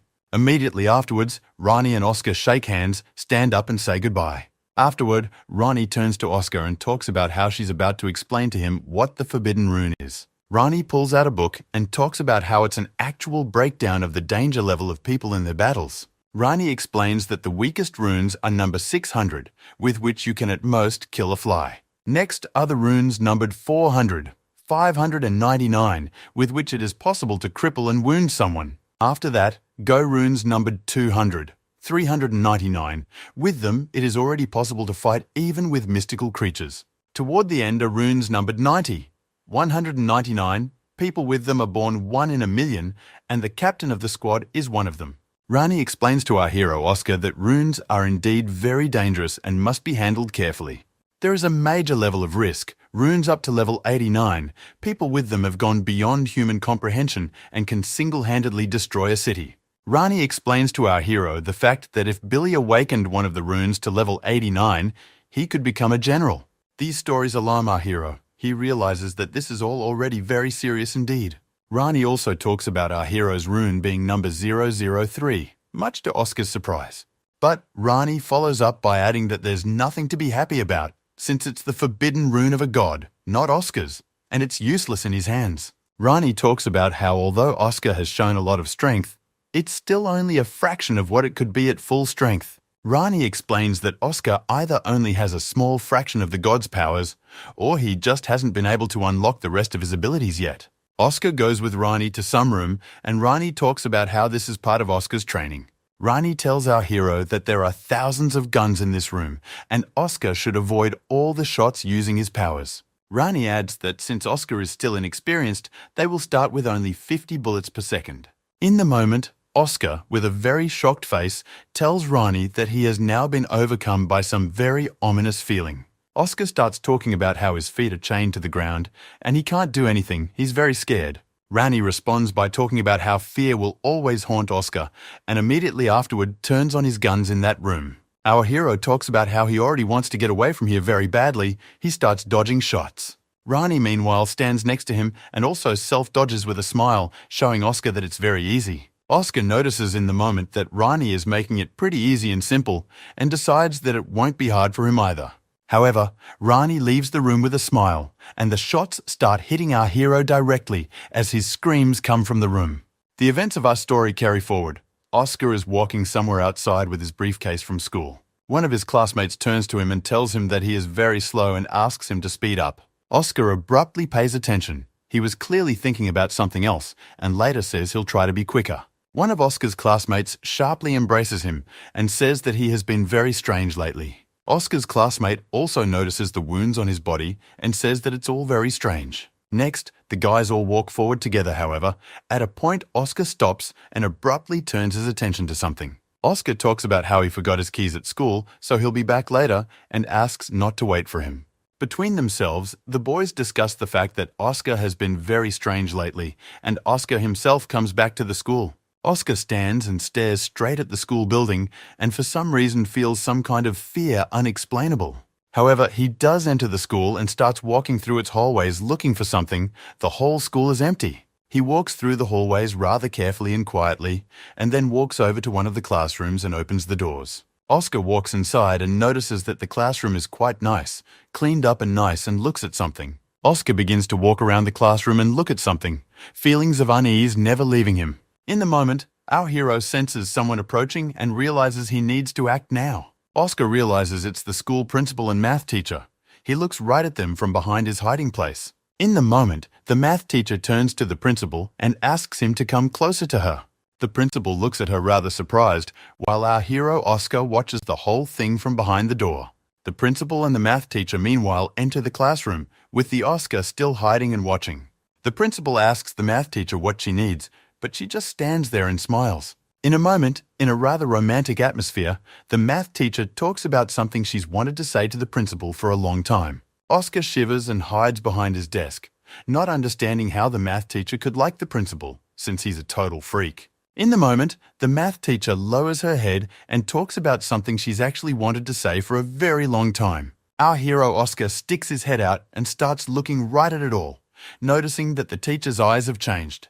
Immediately afterwards, Oscar notices that the teacher herself has changed. She has turned into a monster.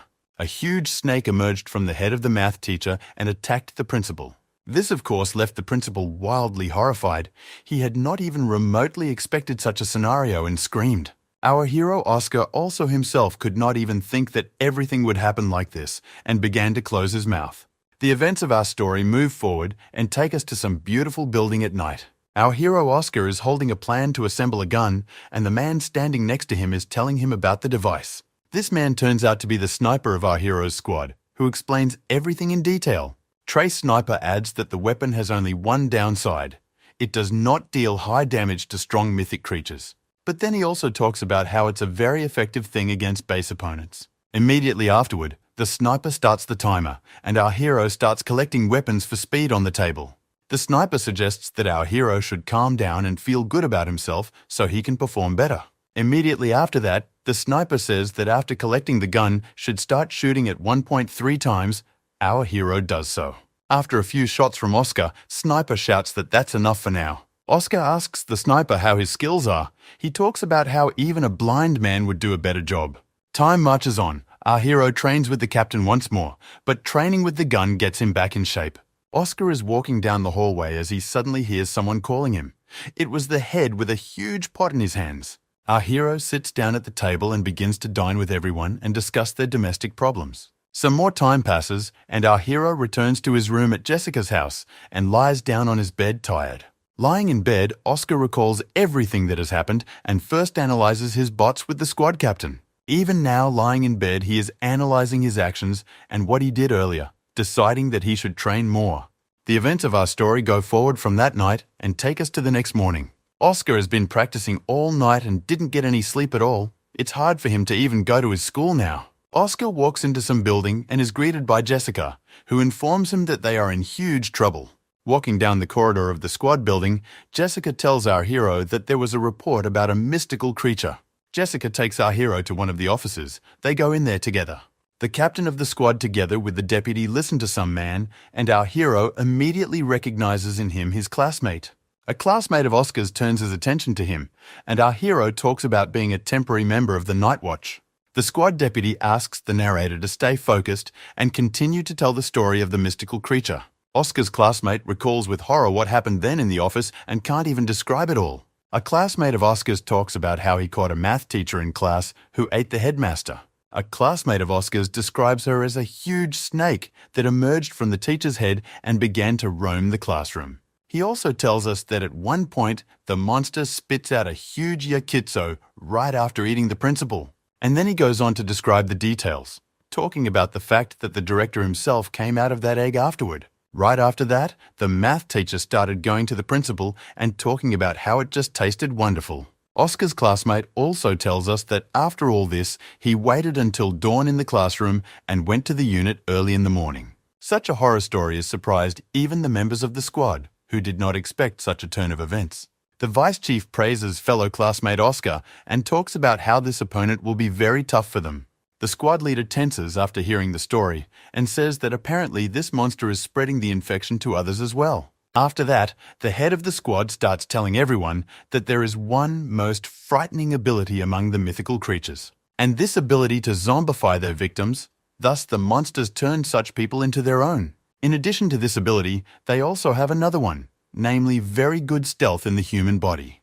The deputy head says that in such a case, the situation for them will be quite critical because it will be difficult to win.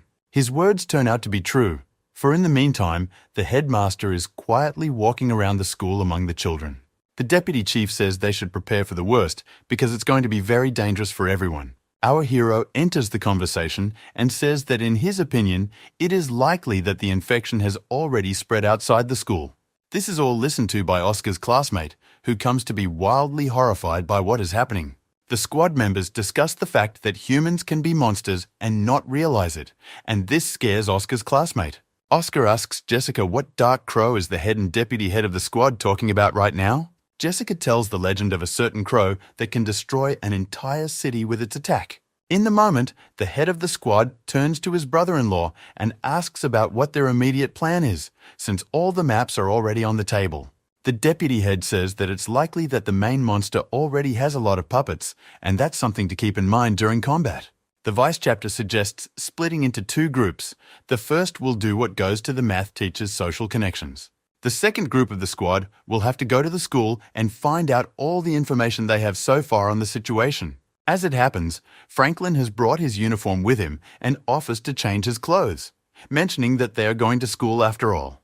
The boys are greatly surprised by the school uniforms, especially Jessica and Amelia are in a state of incomprehension. Jessica, along with Amelia, complain that their uniforms don't fit them at all, and on Amelia, they are small. However, at the end, they do put on that uniform and start walking inside, and ask our hero Oscar to speed up, saying he's running late. Oscar is about to calmly walk through the gate, but in the moment Amelia, along with Jessica, just brazenly jump the fence. Our hero Oscar decides not to tolerate this attitude and also accelerates sharply to prove his strength. Oscar also recalls the fact that before they shipped out, they developed a plan where he was given certain tasks and must accomplish them. Running around the school, Oscar realizes that he has a very difficult task because it is worth examining all the students in the school. Oscar runs around the classroom trying to find victims who are also affected by the disease, and at one point, he spots someone. Oscar stops outside the classroom and takes a closer look, noticing another person who is stricken with the disease. Oscar continues to run around the school and count the infected. He gives the head information on the 6 affected. The deputy head of the squad talks about how their target is a mythical creature and the students themselves are innocent. Our hero begins to wonder how many total infected there are in this school if there are 6 people on the first floor alone. Listening to the information from Oscar, the clan leader tells him to continue the work he has started. In the moment, running down the hallway, Oscar stops near one of the officers and notices something sharply. Our hero Oscar walks into some class very tired and immediately greets the teacher standing next to him. The teacher started scolding Oscar and asking him where he had been missing for days and why he wasn't in class. Oscar talks about treating his eyes again. The teacher believes him and asks him to go to class and sits down in his seat. Our hero Oscar starts walking through the whole class and passes near a classmate who told them about the monsters. What Oscar immediately recalls is that before he left on the mission, this guy offered to help with the action. However, in a moment, he stopped abruptly, leaned over and started talking about how he had wanted to be part of the squad for a very long time. The squad leader listened to him and coldly told him that if the mission went well, he would give him a chance. Michael walks by this classmate Louise, thinking about all that happened in class. Oscar walks calmly forward, but one of the girls in the class looks up and smiles at him. Oscar comes to his seat and starts to sit down, and some classmates are passing papers amongst themselves. Our hero sits down in his seat and immediately notices all of this, which he pays quite a bit of attention to. Eventually, the day passes, classes end, and at the end, Oscar asks Louise to help him get to know the whole school. Oscar talks about how the next big event will be the flag raising, and it will be very important. Meanwhile, the events of the story show us what some mythical creatures, birds, have hatched in some class. Jessica, along with Amelia, are standing outside some classroom discussing amongst themselves that the door is closed. Jessica talks about how the mission is pretty risky, since they're breaking into an office right now. Jessica, along with Amelia, make their way into the office, realizing that the principal is not in it, and they are relieved. Together, they gather all the evidence in the office and realize that the principal had been in it quite a while before he left. However, at one point, Jessica's attention is strongly drawn to the fact that she smells some sort of pungent stench coming from under the table. Jessica immediately finds the source of the stench. The smell is coming from under the floor under the table, and immediately looks in there. In the moment, Jessica removes a floor tile with a knife and immediately notices the melted human skin underneath. The events of the story take us to Louise, who asks Oscar how many infected people there are among the people in their class. Oscar talks about how unfortunately he was able to find already 2 at once in their class. Immediately afterwards, Oscar also says that among the people passing through here, 5 other people are also infected. Louise points out that most of those infected are girls, especially those who live nearby. Meanwhile, Amelia, along with Jessica, discuss the fact that apparently the source of the infection is indeed in the sorority house.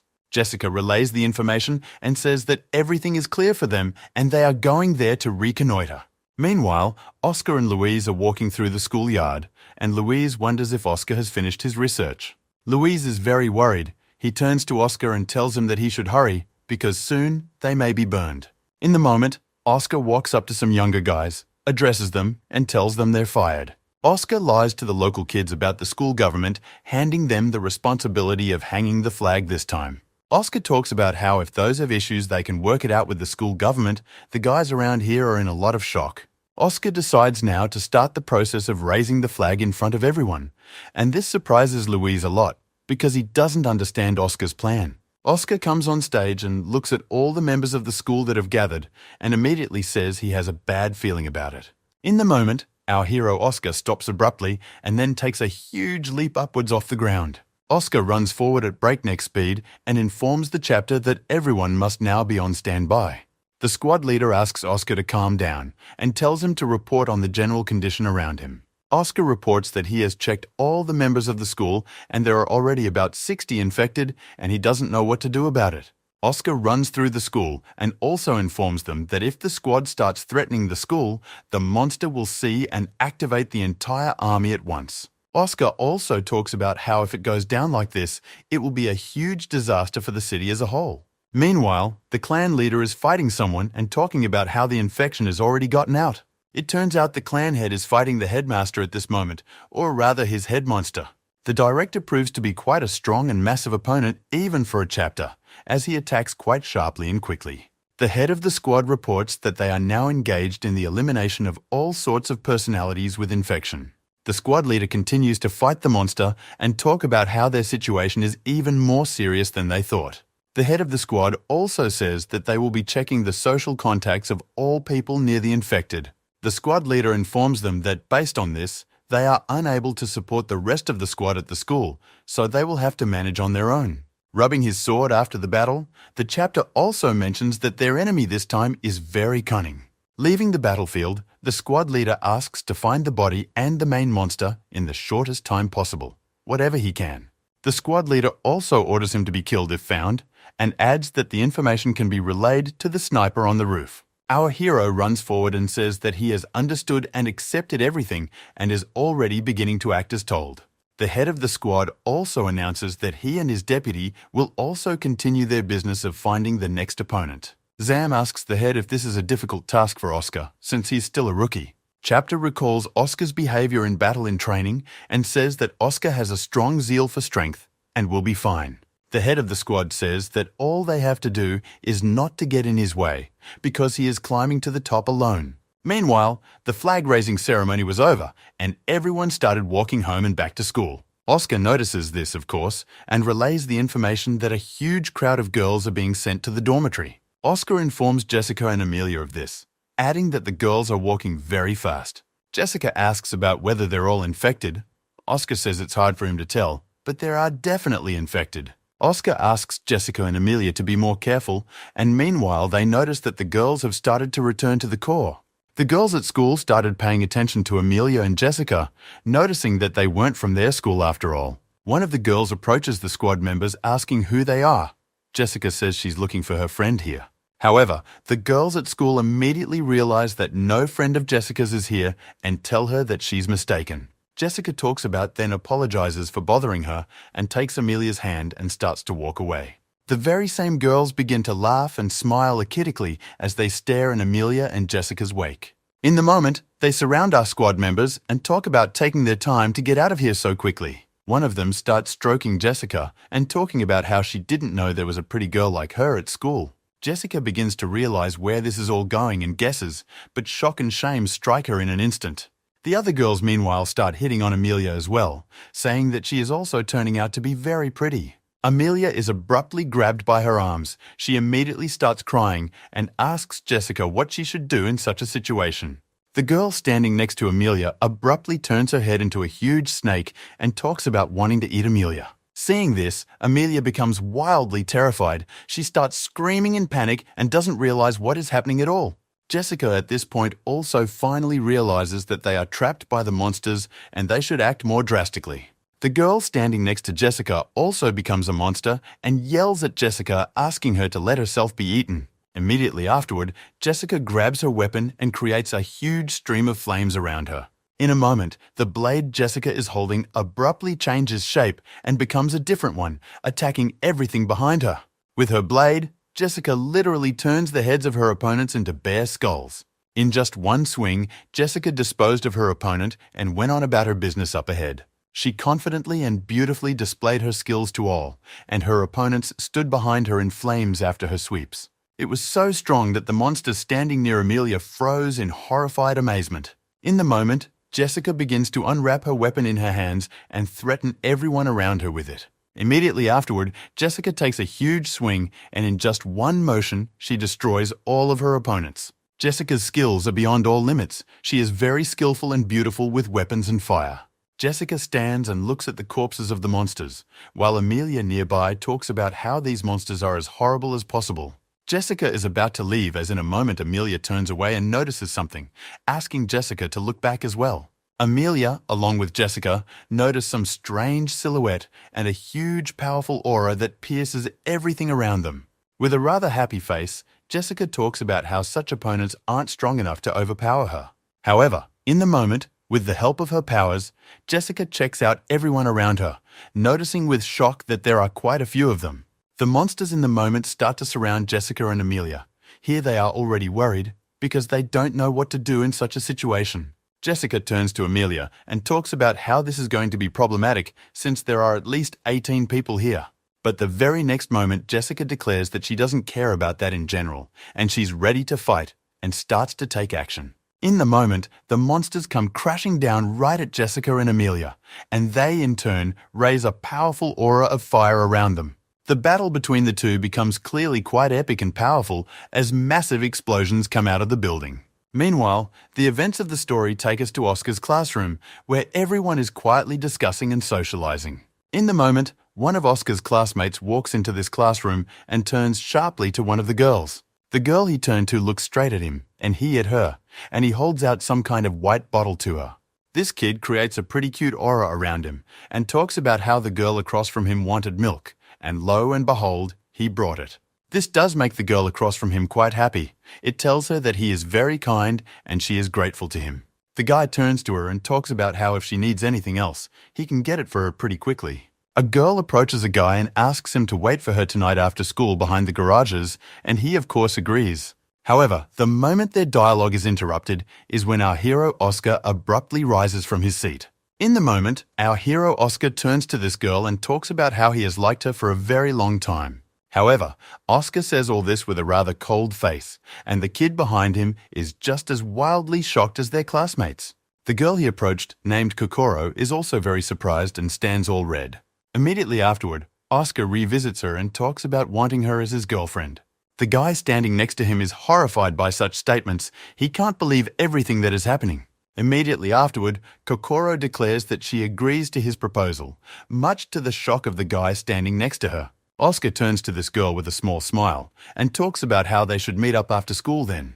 With a rather happy face and red cheeks, she talks about how she will be looking forward to this meeting very much. Walking down the hallway, Oscar is approached by Louise and asks about why Oscar saved this guy from dying in the office today. Oscar talks about how even though that kid didn't communicate well with him, it's his duty to save people. Oscar also adds that this topic doesn't interest him much and suggests moving forward, saying that the other guys might have had something happen. And Oscar, of course, turns out to be right, as Amelia and Jessica have a battle going on against the monsters in one of the school's buildings. Other girls started running out of the dormitory and talking about their phone connection not working.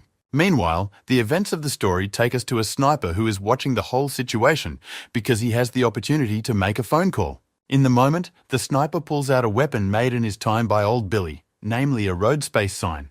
Immediately after, the sniper activates it and abruptly notices the fact that the sign has taken on a green color, which surprises him. The kids at school start pointing to each other at the sky and talking about how it's turned green for some reason. Some were frightened by it, and some were delighted. They all started looking up at the sky and taking pictures of it from below. Meanwhile, the sky does indeed turn green, a huge beam of green color resting right into the clouds, creating a rift. Louise asks our hero what's going on. He replies that apparently there was a ring space error.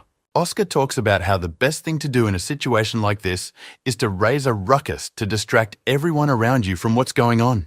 Louise is surprised by such a task, however. Our hero, Oscar, supports him, saying that he is the best in the matter. Louise decides to take a risk and assumes some role in the mission and starts paying attention to herself. At attention, very loudly and sharply, Louise starts yelling someone's name several times, calling out to herself. The girl he calls asks him not to come any closer and talks about how she doesn't understand his intentions.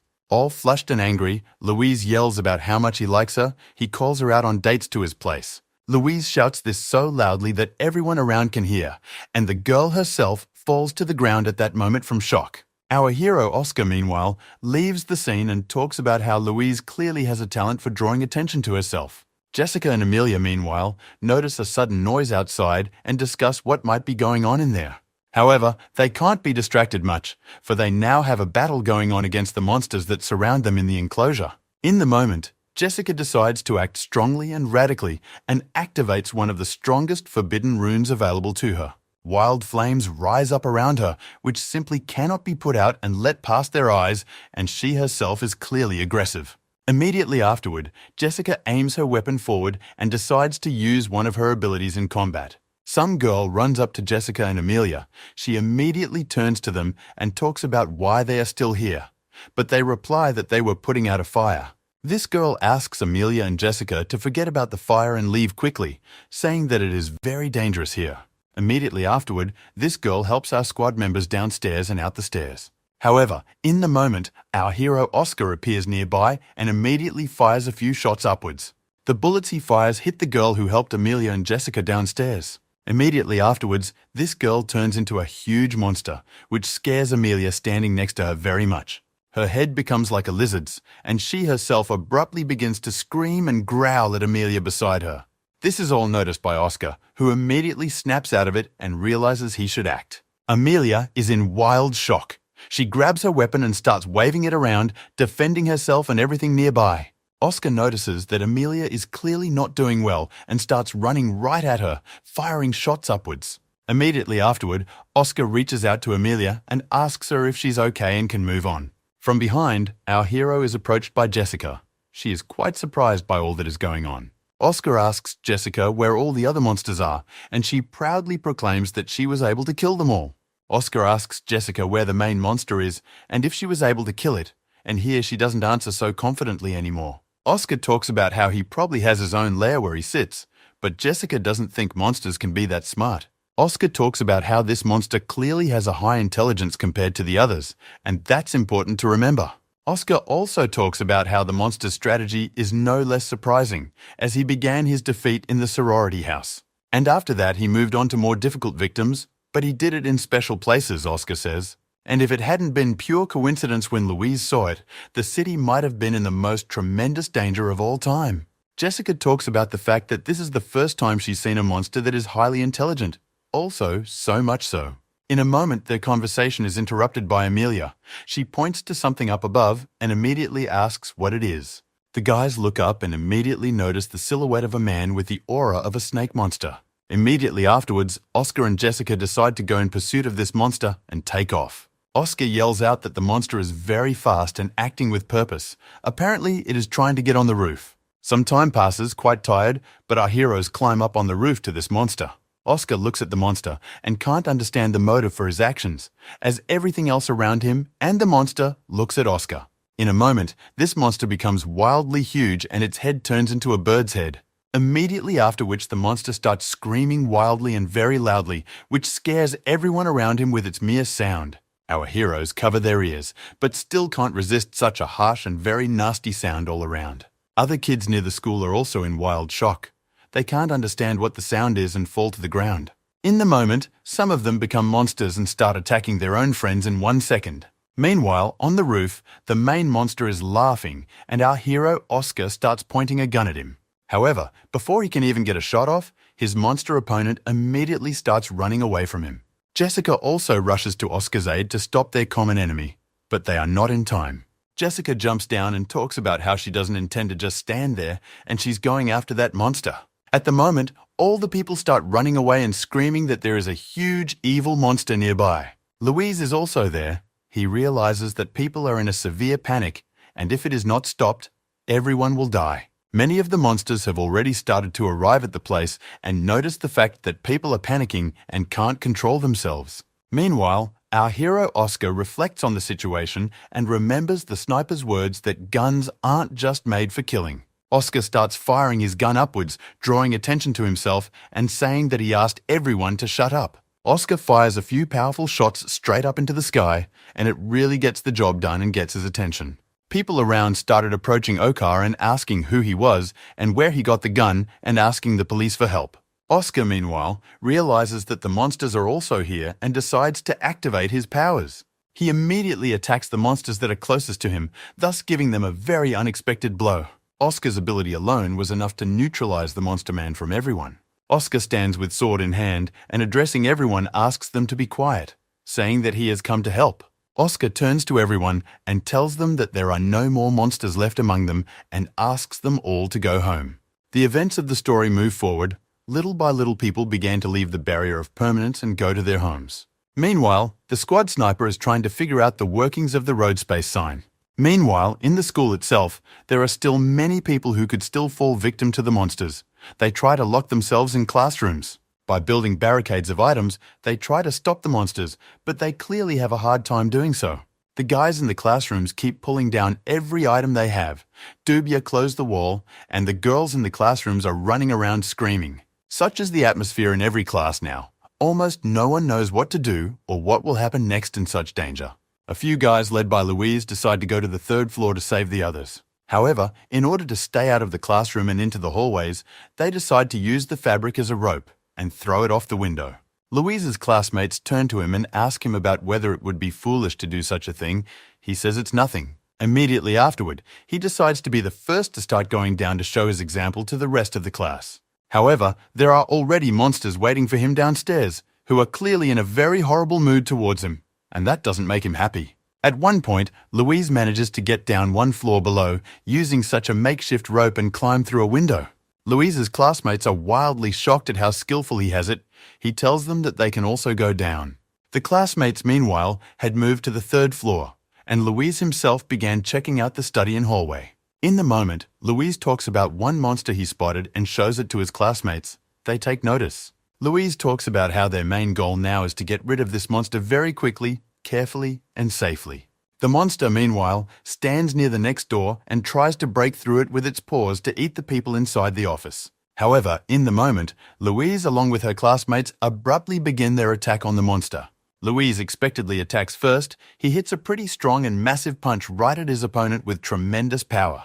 Right after that, the rest of the guys also decide to join in on this and start delivering powerful blows to the monster's body. After a while, the guys make it through.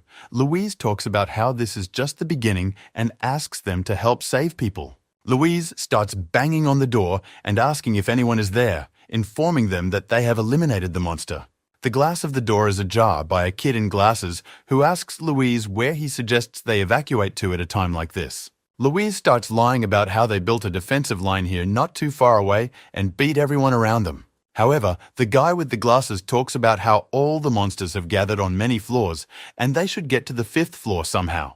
Louise declares that they have thought of everything here as well and talks about how they made a rope from the 5th floor. However, the guy with the glasses points to his classmates and says that there are 20 of them and it's unlikely that all of them will be able to climb. Louise is in wild shock. He didn't expect that there would be so many people and that the guy with glasses would be so familiar with the situation around him. The kid with the glasses talks about how grateful he is for Louise's help, but his plan is clearly not going to work in this situation. Louise and her friends begin to discuss further action, but at one point, one of them points his finger forward. All the guys look ahead down the hallway and notices an enemy there, namely a huge monster looking at them. At one point, this monster breaks loose and starts running straight at Louise and the rest of the guys at high speed. Louise yells at the guys about not being afraid to fight him and talks about how this monster is only one. However, some guys immediately start running away. They talk about how they've had enough and they don't want to continue any longer. The guy who decided to run away runs into a neighboring classroom and starts trying to get back to the 5th floor on a rope. However, this doesn't help him much, as the monster is already behind him and immediately ran after him instead of the crowd. Louise's classmate gets really scared. He takes a leap, grabs the rope and starts flying out the window on it. However, such actions clearly don't stop his new monster opponent, who is also jumping. The monster jumps through the window right behind these guys and abruptly bites him on the body and starts squeezing him in its jaws. The other guys inform Louise that the other monsters are also already here, as they were attracted by the sound. Louise also notices that this guy's actions have left them without a rope, and there's no way to get back on it. Louise's classmates report that 3 more monsters have come from the direction of the stairs and are already looming. In the moment, the same guy with glasses abruptly opens the door and yells at Louise and his boys about coming into their classroom. The monster runs after Louise and his friends. The kids in the class ask them to speed up so they can get to class. The monsters, meanwhile, are getting bigger. This one is joined by 2 more who are right behind him. Our guys manage to close the doors firmly against the monsters, but those in turn are very strong and break through the glass. Louise gets all the guys to be more confident and hold the doors tighter so the monster definitely doesn't get in. One of the monsters breaks through the defenses a bit using the door in the doorway and practically grabs Louise. Much to our dismay, this huge monster breaks through the backstage area of our boys and enters the classroom. However, our guys don't decide to give up. They try to contain the onslaught of monsters and kick them out the door. The girls in the class, meanwhile, can't believe what's happening. They huddle all together and just sit there in shock. In a moment, a much larger monster appears outside the classroom, and in one fell swoop, he kicks the door to the room open. All the guys start screaming and crying in shock. They are literally ready to give up their lives and run away. However, apparently the situation is not as sad as it seems at first glance, because our main character, Oscar, appears. Oscar pulls out his sword with a smile and talks about how there will now be one less big monster in the world. At one point, Oscar starts talking loudly to the entire hallway about this huge monster coming to play with him. Those words, of course, attract all the monsters around, not just the big guy, and they all go berserk. However, this all clearly doesn't bother our hero Oscar. He starts running straight at them and fighting each of them with great force. Immediately afterward, Oscar creates huge beams of energy that spread to everything around him. These rays act very badly and negatively on all the monsters around, who try not to look at the bright light. The guys around him ask Louis about what's going on in the hallway right now, but he says he doesn't know himself. Meanwhile, Oscar slays all the opponents in his path and reaches the strongest one on the floor. The monster, which is strong and standing right in front of Oscar, abruptly snaps out of his seat and heads straight for him at breakneck speed. However, Oscar isn't intimidated by this at all. He quickly whizzes right by the monster and slays it with his sword. Oscar continues to fight this monster because such a huge opponent will be difficult to defeat in a couple of blows. However, after a few more blows, our hero manages to fight against the monster and he falls to the floor. Immediately afterward, the kids in the class cheer mightily as they see Oscar take the monster's life in an instant. Louise immediately starts running right at Oscar and jumping around talking about how he's a great savior. Louise falls on our hero's shoulders and starts crying and talking about how he already thought he was going to die here. A guy in glasses turns to our hero and says that this world for him has become much more interesting than before. Immediately afterward, the guy with the glasses grabs the blood, takes Oscara's hand and introduces her as Danielle. Oscar turns to Louise and asks about where those who are kind of monsters and kind of regular people are now. Louise explains and tells everything that happened, and our hero starts to praise him, much to Louise's delight. Oscar starts walking forward with everyone and talks about how it would be good to get everyone to safety. Oscar is contacted by Jessica, who informs him that the main monster has hidden in the woods and it is unclear where he is. Oscar realizes that this is a terrible situation for them all, and until they destroy the main monster, the incident could happen again. Jessica also reports that the ring space is still in effect, and Amelia is trying to track the monster's tracks. Jessica also reveals that the chapter, along with her deputy, dug through the archives and learned some details about the monster. Jessica talks about how this monster gets along very well with people and easily falls in with them. Immediately afterward, the monster attacks the victim and injects a snake seed into them, making them its subordinates. And the main goal of this monster is to replace all of humanity, thus making everyone his servants. Oscar finishes talking to Jessica and turns to a guy named Daniel, asking if there's anything he can do to help him. Oscar talks about how if the questions are about superpowers or heroes, he won't answer. However, Danielle asks about how long it's been since such monsters have consisted among ordinary people in such a place. Our hero Oscar speaks the truth and tells us that monsters often lurk among ordinary people and attack at terrible times. Daniel talks about thinking about it and realizing that someone is clearly always guarding them at night, meaning the night watch. Our hero Oscar notices that Daniel wasn't surprised at all after all the information, so he asks if he was surprised or scared.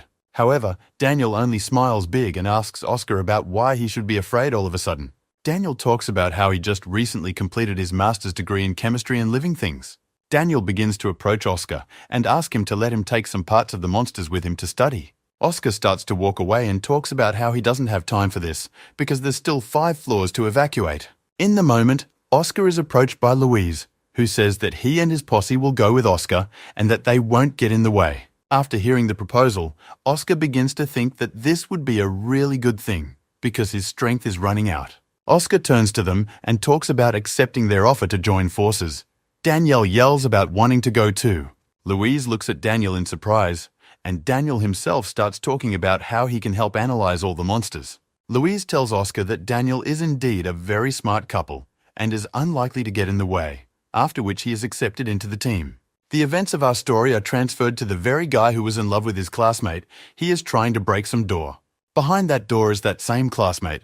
The kid talks about how he's sure to rescue her from the lockdown now. However, by the time he goes back to break down the door, you can see that the girl is a monster and she wants to eat him. After a while, he manages to crack the door. He opens it abruptly and starts holding the girl outside the door. In the moment, this girl is about to become a monster and attack. However, something distracts her greatly and prevents her from doing so. The monster girl decides to hug the kid next to her. She does so and talks about how she's scared to be here. The kid grabs her hand and starts running forward with her, talking about how of course he's going to save her. However, the monster girl at this point realizes that this is just a great chance for a backhanded attack and prepares herself already. In the moment, the guys run over to one of the classrooms and the nearby students start yelling at the kid, asking why he let her out. The kid starts defending the monster girl and talking about how he just wants to save her because he loves her so much. He also starts threatening them all with a fight, saying that they're keeping her here illegally and it can't be done that way. However, their dialogue is abruptly interrupted by a huge monster running and jumping right over the girl and this guy. All the guys together start running back to the classroom, saying that fighting the monster is impossible right now. However, the monster is not going to back down. He runs right after them, his victim talking about how he hasn't finished his show yet. But at one point, the situation is saved by the appearance of our hero Oscar, who bursts into the battle and saves the guy. In an instant, Oscar removes the head of this monster, which creates a very safe environment for the couple. Louise and Danielle walk behind him and tell Oscar that he looks pretty damn cool with that sword and techniques. Oscar begins to go to the very infected girl. However, her boyfriend prevents him by saying that he won't allow it. However, Oscar turns to this lovesick guy and tells him that he is free to go and he has no questions. The guys start to leave. Louise asks Oscar if there are any monsters among them, but Oscar states that he didn't feel any. Oscar turns to Louise and his team, talking about taking the guys to the assembly hall where they can leave. Louise leaves, but at that moment Oscar is visited by Daniel, who talks about finding something in the meantime. Oscar is greatly surprised by his story and asks if he is sure, but he states that he is not completely sure. Daniel talks about the urgency of taking Oscar's gun to test his theory, which surprises our hero, of course. Oscar gives the gun to Daniel and tells him to go to the gym and he will try to find the snake's body himself. Meanwhile, Louise is walking down the hall, leading everyone into the assembly hall and talking about how cool Oscar is and killed the monster easily. Oscar, meanwhile, is running down the hall. He stops and calls someone asking if they've seen everything. It turns out to be a sniper. He talks about seeing everything, and he also blabs that the two students went towards the north. The sniper tells and further where they went. Our hero Oscar realizes what the place is and moves out there. Oscar gets to the spot he thought he was at in the moment and informs the sniper that apparently he has found a body. Meanwhile, the events of the story take us to the very same couple, a guy named Richard and a girl named Betty. In the moment, Betty beckons Richard over to her and asks him to have fun with her and starts hugging him. In the moment, Betty starts kissing Richard and then, in a flashback, becomes a huge monster that attacks Richard. Meanwhile, this whole situation is being watched by our hero Oscar, who overhears everything that is going on. Richard is becoming a monster by this point and starts screaming like a wild animal. Oscar understands. He runs into the room and immediately wipes out Richard with one swing, bringing him to his knees. Oscar starts walking further into the room he got into and tries to find the very girl Betty, who is a monster. Upon entering the room, our hero is immediately told that he is the only descendant of the monster left alive in the school. Oscar walks further into the room and tries to figure out where his opponent is, and a monster jumps down from behind him, blocking the exit. Using Betty's monster, the most important monster tells Oscar that she has nothing to talk about with a member of the Night Watch. With great composure, Oscar sits down near the piano and talks about how he doesn't understand at all then why the one spoke. Oscar begins to ask the monster why he, with his disguise skills, didn't just become a regular person and just live life. Monster Girl talks about how reproduction is an instinct in their race and humans need to be aware of it. Oscar wonders and talks about how it is impossible for a creature of such high intelligence to suppress trivial biological desires. Monster turns to Oscar and talks about how if the latter likes talking so much, she also wants to ask one question. Monster Girl starts talking about how if she infects Oscar now, she could paralyze the entire Night Watch of the city, right? Oscar ponders the fact that whether this girl is a monster decided to make a trap for him, it pisses him off. In the next instant after Oscar thought this, the monster abruptly snapped out of his seat and started flying at him. Our hero Oscar, of course, notices this and realizes it's worth acting on, and easily dodges it. However, as it turns out, the monster's attack was much more powerful. It began to reveal some sort of flower in its body. Immediately after, Oscar's opponent started throwing massive punches with that body part right at Oscar, which surprised him. Oscar turns to her and asks about the fact that she told him she had a very weak body after all, and now she's showing that level. However, Oscar also realizes the real danger now and decides to run forward, opting for a small tactical retreat. However, the monster is still chasing him and won't let him get away. Oscar runs away with all his might, but it turns out to be obviously very weak. In the moment, he stops and begins to create a huge circle around himself, making a field of energy. However, such actions do not surprise the monster girl at all. She immediately decides to attack with her power body part. These attacks are quite strong and massive, however. Oscar manages to dodge them and plan counterattacks into his opponent. In the moment, Oscar snaps out of it and starts running straight at his opponent, deciding to strike back. Though Oscar manages to make it a little bit, however, with a huge and massive punch, the girl monster tosses Oscar aside. The impact on Oscar was very strong. Yes, so much so that he was just thrown out of the building at great speed into the street. Oscar started flying down right out of the window of this building, realizing that the situation was pretty dire for him and it was worth doing something about. However, right at that moment, a huge spear completely covered in fire appears overhead and flies straight at the monster. It turns out to be Jessica, who didn't leave Oscar in such trouble and immediately came to his rescue. However, Oscar is still flying down, but relaxes a lot, because he believes that Jessica will catch him like in the movie. However, Jessica decides to catch her spear instead of Oscar's and save it, while Amelia nearby watches Oscar fall downward. Oscar sees this and starts screaming, and a second later, Jessica's decision causes him to fall right into the leaves. Amelia in turn stands nearby in wild shock, and Jessica just looks at Oscar like he's a chump. Jessica asks Oscar if he's okay. He replies that he's fine, and Amelia stands nearby in wild shock. Jessica looks at everything around her and talks about how it's a snake demon after all. Just one measly opponent. Oscar's adversary in turn doesn't stand still, but mutates into a new form and starts looking at Oscar and Jessica. However, in the very next second, she abruptly starts to run away and flies straight into the nearest window, shattering it. Oscar, along with Jessica, begin discussing amongst themselves what they should do and realize that the enemy is leaving. Jessica talks about how she doesn't see a problem at all, as she doesn't like bugs scattering and picks up the aura of fire. Immediately afterward, Jessica snaps out of her seat and starts running straight at her opponent with a charge of fire in her spear. Jessica starts to do an upward leap and swings her spear of fire to throw it at the monster's trail. With a rather sweet face, Jessica turns quietly to the monster and talks about saying goodbye to his life. In the next instant after that, Jessica throws her spear forward with tremendous speed. The spear flies at tremendous speed straight into the building, and a series of explosions from the sheer energy begins. After a couple minutes, Jessica finds the corpse of the monster and talks about how that's the end of it. She destroyed it in one fell swoop. Jessica starts yawning and talking about how she thought it would be more interesting. However, Oscar wonders what she thought at all. Jessica turns to Oscar and asks him not to be sad and talks about treating him to dinner tonight, while Amelia is in the back taking pictures. Oscar is standing near the corpse, looking at it and thinking about something, and Jessica asks Emily about what she's filming there. Meanwhile, the events of our story move to the assembly hall, where all those kids who are still in school are. Daniel approaches Louise and asks about the name of the organization Oscar is a member of, who replies that it is the Night Watch. Immediately afterward, Louise talks about how Daniel now needs to purge his memory, which scares him a lot. Louise starts joking around and talking about how the Night Watch has a device that clears the memory of those who know a lot about them. Daniel asks what about Louis himself then, but he says that he's about to become a member of the Night Watch.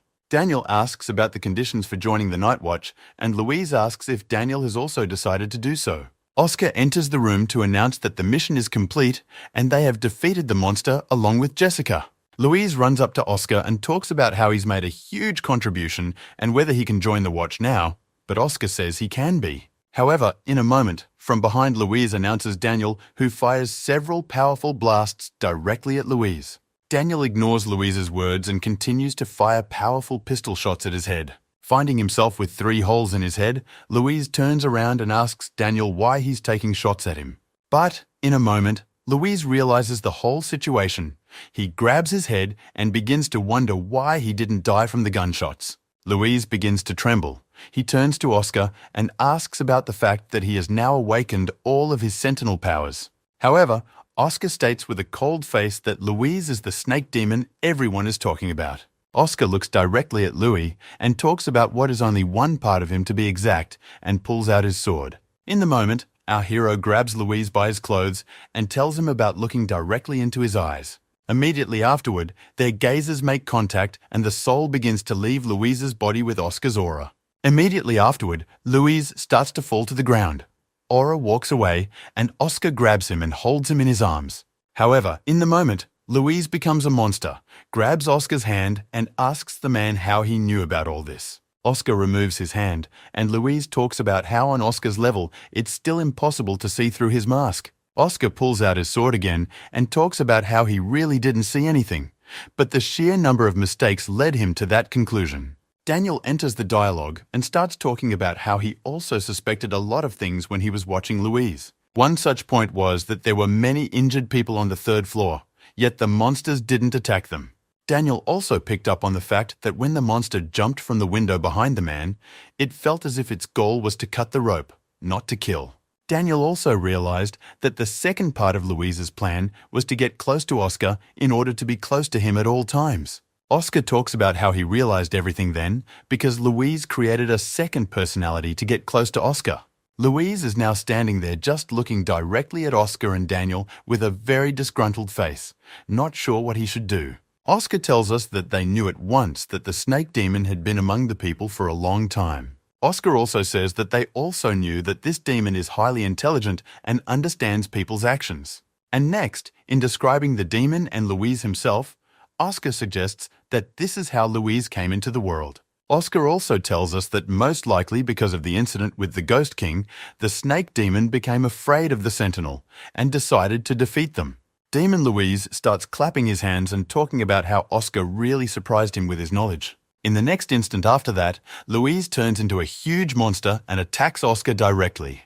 However, such actions on the part of Louise do not scare our hero at all. He stands on two legs and faces Louise's monster. Immediately afterward, Oscar's sword and Louise's paw come together in a clash, and a strong fight ensues between them. Oscar is going side to side and trying to figure out his opponent's moves so he can attack him well. And in an instant Oscar manages to do so, he immediately lands a rather sharp and massive punch to the face of his opponent.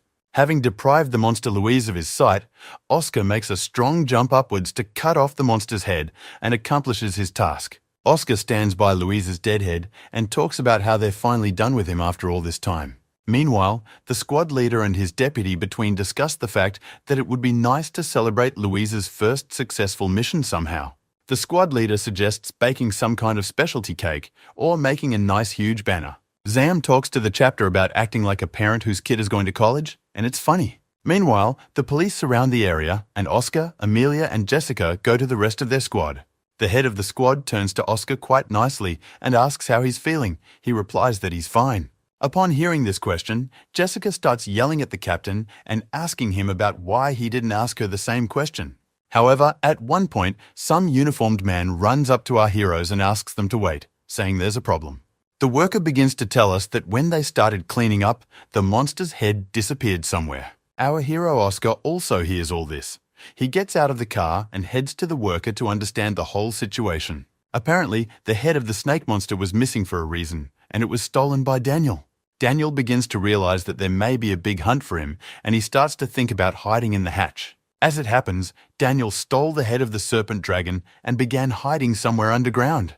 Daniel reaches his head out, grasps it, and in a moment he notices that he can see the bones of his arm, and his eyes glow green. Daniel screams about how it's just a great feeling. He says he's finally mastered her. Meanwhile, Louise wakes up in the very same dungeon in the hospital that is in our hero Oscar's dream. Louise doesn't realize where he is. He starts breaking down the door and realizes that things are really bad, and he doesn't know where he is. In the moment, Louise falls to the ground, he grabs his head and starts sweating, talking about how his head hurts a lot. Louise begins to have visions in his head of the very people he killed while he was a monster. In the moment, our hero Oscar walks up to that very cage. He starts looking directly at Louise, who is in shock. Louise starts to get very angry with Oscar. He screams and swings, making attempts to destroy the cage around him. Louise begins to yell at Oscar again, but the latter only responds by saying that he has already chosen a fate for Louise. Louise starts to push pity and talks about how if Oscar kills him, Daniel will also die. However, in response to this, our hero only smiles and says that he generally doesn't care about it. Louise realizes that he has no chance and begins to press on pity, telling about his hidden abilities. He takes a long time to list all his skills, and our hero asks him if he has anything more worthwhile to offer. Oscar quietly turns to Louise and asks him if he ever took care of mentally ill old ladies. He says no. Oscar says that there is generally one option that Louise can stay, and that is the labor contract they will enter into. Immediately after signing the contract, the aura around Louis changes, and he becomes a #1 doctor's outfit as a nurse. Oscar asks Louise how he feels about the suit. He says it's pretty good.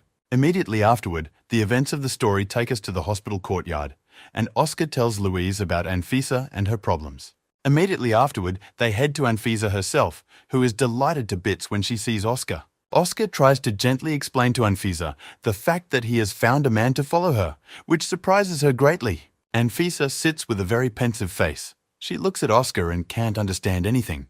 Louise is getting scared by this time. In the moment, Anfisa starts yelling at Louise like he's her grandson and talking about how Grandma finally found him. Louise immediately realizes what's going on. He comes up to her and tells her that he also misses her very much. Oscar, meanwhile, walks the halls and reflects on the fact that he's been socializing with Anfisa for a month and it has taken its toll. In his spare time, our hero also practices special techniques in order to control himself and power. His shooting and bullet dodging skills have improved the best. In this, he is now simply a master. However, his skills are better than a human, but definitely not better than the other squad members, especially the sniper. Some time passes and a new recruitment begins in the watch circles. Our hero suggests that they may go to another city for training. Apparently so, because the head of the squad gives Jessica instructions on how to purchase goods for the road. The events of our story carry over to a full-blown guy named Charlie who is in a massage parlor. His manager approaches and informs him that he has received an invitation to a neighboring town in the east of the country. In the moment, Charlie throws out this invitation and afterward asks to book him tickets, talking about flying him there tomorrow. He starts walking down the hallway talking about how if Master Lucas himself invites him, he's definitely going there. Meanwhile, the events of our story take us to the very same Master Lucas, who sits with his pipe and meditates. However, the whole process of his meditation is interrupted by the appearance of some old man who informs him that Lucas has received a letter. Lucas is surprised to see that it is a letter from Charlie. He goes to his foreman and asks for an opinion on the letter. The master says that in his 5 years in the temple, Lucas has clearly suppressed all his evil and can generally go to a meeting. Lucas asks about his sins, but the master tells him that it doesn't matter much because it will never be completely washed away. Lucas starts to leave and thank the master, but the master says he would like to remind him of one thing before he leaves. The master talks about Lucas having a chance to meet an honorable man during the trip, and this surprises him greatly. The events of our story shift to Oscar, Amelia, and Jessica walking around the store very happy, except for a tired Oscar.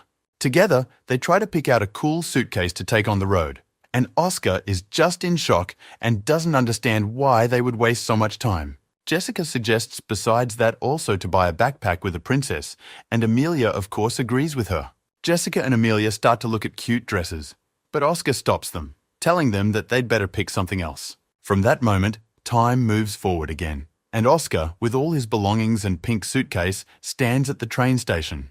The deputy head turns to him and asks if he has taken everything he needs with him. Oscar says he is ready for everything and has taken everything. Jessica talks about getting the right creams and gels for Oscar and asks her to remember to use them. The head instructs our hero and asks him not to worry. He says he can handle everything. Oscar walks off ahead, saying that it's time for him to go and he'll try to get back quickly. The guys from the squad seeing him off. While everyone is seeing Oscar off in the moment, someone calls the chapter's cell phone and says something sharply. The head snaps out of his seat and yells about stopping Oscar immediately and says that the training has been moved to another city.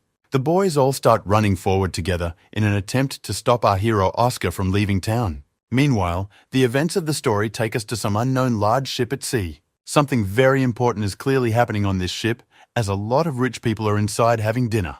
However, at one point, the ship starts to shake very violently, which is clearly not like normal waves. And it's true for a reason, as some huge chushals begin to encompass the ship in a circle on all sides.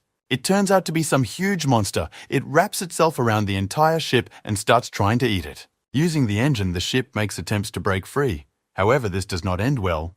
All the people inside are shaking. Meanwhile, the monster doesn't stop. It tries to take over the ship right as it approaches a major night city. In a moment, the monster decides that the best and most successful strategy for him would be to simply consume all the water around him. However, a huge, powerful beam whizzes by nearby and knocks down everything in its path, slicing through everything around it. This huge beam of energy and light strikes the monster from a great distance and clearly injures it severely. It also turns out that someone is watching the monster from far away and trying to hunt it down from a distance. Some person with binoculars says that their boss's technique is only getting more powerful because that monster died from a single hit. A masked guy sits next to the girl who was looking through binoculars and asks her to rate his shot. Another kid nearby turns to them and talks about heading back to camp in time to finish with the defense. The guys are in no hurry to agree with him and follow him to the camp, but he talks about how this is an official order from above. Meanwhile, the events of the story take us to a kid in the woods who can't find where to go.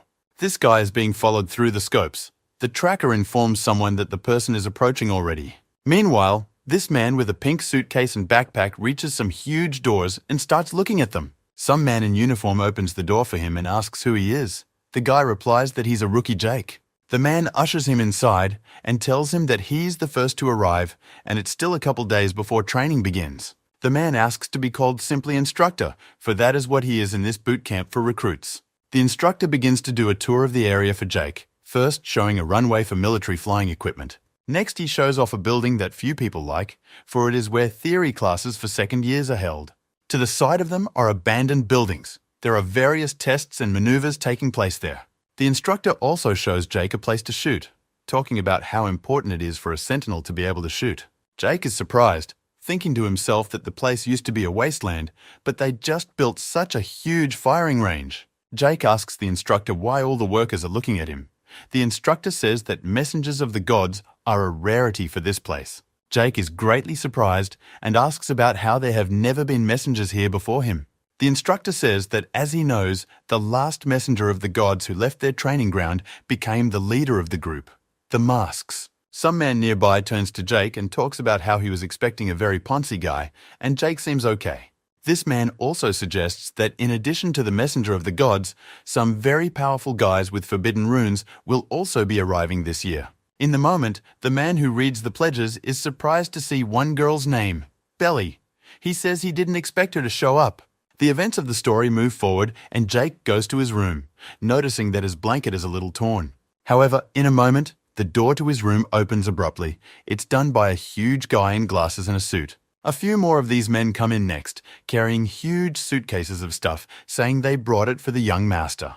That same guy, Charlie, walks into the room along with his manager, who is forever suggesting that we go home. However, Charlie once again refuses, saying that he came here to study and will do it no matter what. In the moment, Charlie's manager notices Jake's stuff and asks him to get rid of it, saying it's in Charlie's way. Jake talks about wanting to see whoever dares to touch his stuff, but Charlie's guards ignore him and do it. Jake abruptly gets right in front of them and smiles, realizing that he's going to have to act very powerfully now. However, at one point, Charlie runs up to him, happily grabs his hand, and tells him that Jake is his little brother, surprising everyone. Charles's assistant gets into their dialogue and tries to talk him out of being friends with Jake now. However, upon hearing such a suggestion, Charles just abruptly tosses his assistant aside in a moment. Immediately afterward, Charles turns to the guards and asks them to bring the gifts he has prepared for his neighbor. Jake starts looking at the things in the drawers, while Charles chases the guards away saying this isn't their room. Afterwards, Charles says he forgot to introduce himself, apologizes for everything, and asks to just be called Charlie or Chubby. In the moment, Charlie talks about his family being in the watch business. He immediately recognized that from the gifts. Charlie talks about how his family is actually very humble, even though they are in business in many industries at once. 2 days have passed since that moment, and Jake stands brushing his teeth, reflecting on the fact that Charlie manages to hide his origins well. However, when Jake walks out into the hallway, he notices that Charlie is busy handing out presents, namely a lot of watches. But in a moment, the military gets involved in all of this, and they criticize Charlie and talk about how no fairs should be held here. The military scolds everyone, including Charlie, but suggests that they are willing to forgive such insolence for the first time. The events of the story are carried forward, with one of the generals giving speeches to all the cadets in the Corps. He tells the norms, rules, and tasks, but one of the guys raises his hand and talks about how he's not happy. Hearing this, the other guys also riot. Charlie asks Jake what the main reason for the riot is then. And the one explains that if you follow such methods, they will all be nothing but pathetic bugs in the eyes of the monster. After listening to everyone, the general talks about how if many people disagree with his decision, he will give them all a chance. He talks about the chance of realizing who they all are in this society. And at that moment, some plane flies overhead. In this airplane flies the very same group of people in special masks who eat and grill shish kebab right there. One of them talks about getting the signal to get ready to disembark, but the other argues with him, saying they haven't eaten yet. However, their argument ends very quickly, because in a moment they all fall down at great speed along with the kebab. People from below notice them and yell that some kind of disaster is happening, but this group flies along in perfect calm. Immediately afterward, a group of masked men land right where the cadets are practicing and discussing. One of them, the leader, addresses everyone and says that they are a masked faction and they are happy to see all the new recruits. Immediately afterward, one of them falls right at the feet of the new recruits on the ground, surprising everyone else around them. Immediately afterward, he rises abruptly and introduces his squad, but his partners have only shame. Charlie tells Jake that these people are very polite as for members of such a powerful squad, but he says it's about something else. Looking at the squad members, the general talks about how our recruits need to unmask one of the squad members before nightfall. Looking at everyone, the general also talks about how he can, for once, without any jokes, very quickly file a document to expel anyone. After that, the general starts saying some very motivating things, but adds that all the recruits are still just nothing. One of the recruits strongly objects and talks about how the members of Muska's squad are very strong and they can't handle them. However, the general replies that the actual battlefield and monsters are also very unfair in this world. But the head of the Musk faction declares that they will suppress all their forces for the duration of this ordeal. Abruptly, Jake intervenes in the dialogue, turning to the masked members and asking when it's okay to start. The Musk leader responds by saying that the ordeal for them has already begun, and therefore for the recruits itself as well. Immediately afterward, Charlie abruptly unleashes a huge fire attack right in the direction where the masked squad members were standing. The other guys among the recruits are also starting to activate their abilities and talk about being ready. However, Jake at one point grabs Charlie and runs away, saying that if they go on the offense now, they'll just die. Jake takes Charlie by the hand and talks about how they need to learn all of their abilities and powers first and then attack. Meanwhile, the guys who launched the attack are standing around rejoicing, saying that they have already defeated this unit with their own forces. The guys keep laughing with them and talking about how those were obviously very weak, but the chubby guy turns his attention forward. And there's one of the masked members standing up front, talking about how the recruits almost hit him, but he was more careful. In the moment, there is an explosion created by a girl with pink hair named Lily. Meanwhile, in the control room, they discuss the fact that many recruits were very overrated and in fact fell off in one fight. Many in the military discuss the fact that even with a very suppressed force, the masked group poses a huge threat. However, with a big smile, the army's top general intervenes in their dialogue and says it's all very interesting. The general says that in this way, the stupid and the clever can be selected at once from each other, which will be efficient. However, the general also says that as long as they fight one of the leaders of the masked faction, they can't win. Yes, and besides the leader himself, there are a lot of strong and powerful people in the masked faction. Meanwhile, Jake along with his friend Charlie make it to a certain place pretty tired. Charlie is very surprised to see that the door to the weapons hangar is closed, but Jake realizes that no one is going to give them weapons for nothing. Charlie is very frightened. He knocks on the door hoping someone will open it, while Jake is at this moment wondering what material the door is made of. In the moment, Jake addresses Charlie directly and talks about how his rune doesn't have much irritability, but Charlie's rune might. However, Charlie replies that he doesn't even have one forbidden rune. Much to Jake's surprise, he doesn't understand how Charlie got on the watch. However, in a moment right next to Jake and Charlie, some girl appears. She says she can open the doors. Immediately after that, she does use some strong energy that spreads around. Immediately after that, the whole door abruptly collapsed and this girl started walking forward. Jake was greatly surprised at her strength. In the moment, Jake turns to her and asks about the rune she used for such power, which catches her attention. She asks Jake about why she has to talk about it, and Jake says she wants to win like everyone else, right? She smiles and asks Jake that does her answer really determine whether she wins or not? At that moment, Jake uses his power and brings a beam of energy practically to her face. However, it turns out that it's not Jake's sword at all, but some other guy attacking the guys. It turns out to be one of the members of the mask squad who takes aim at our guys and is very surprised that they noticed him. Trace also talks about how he came across apparently strong guys, judging by their aura. That crimson-haired girl doesn't dare to just stand there and chat, she goes directly to attack. With her first swing of her blade, she unleashes a bolt of energy that slices through her opponent's arm.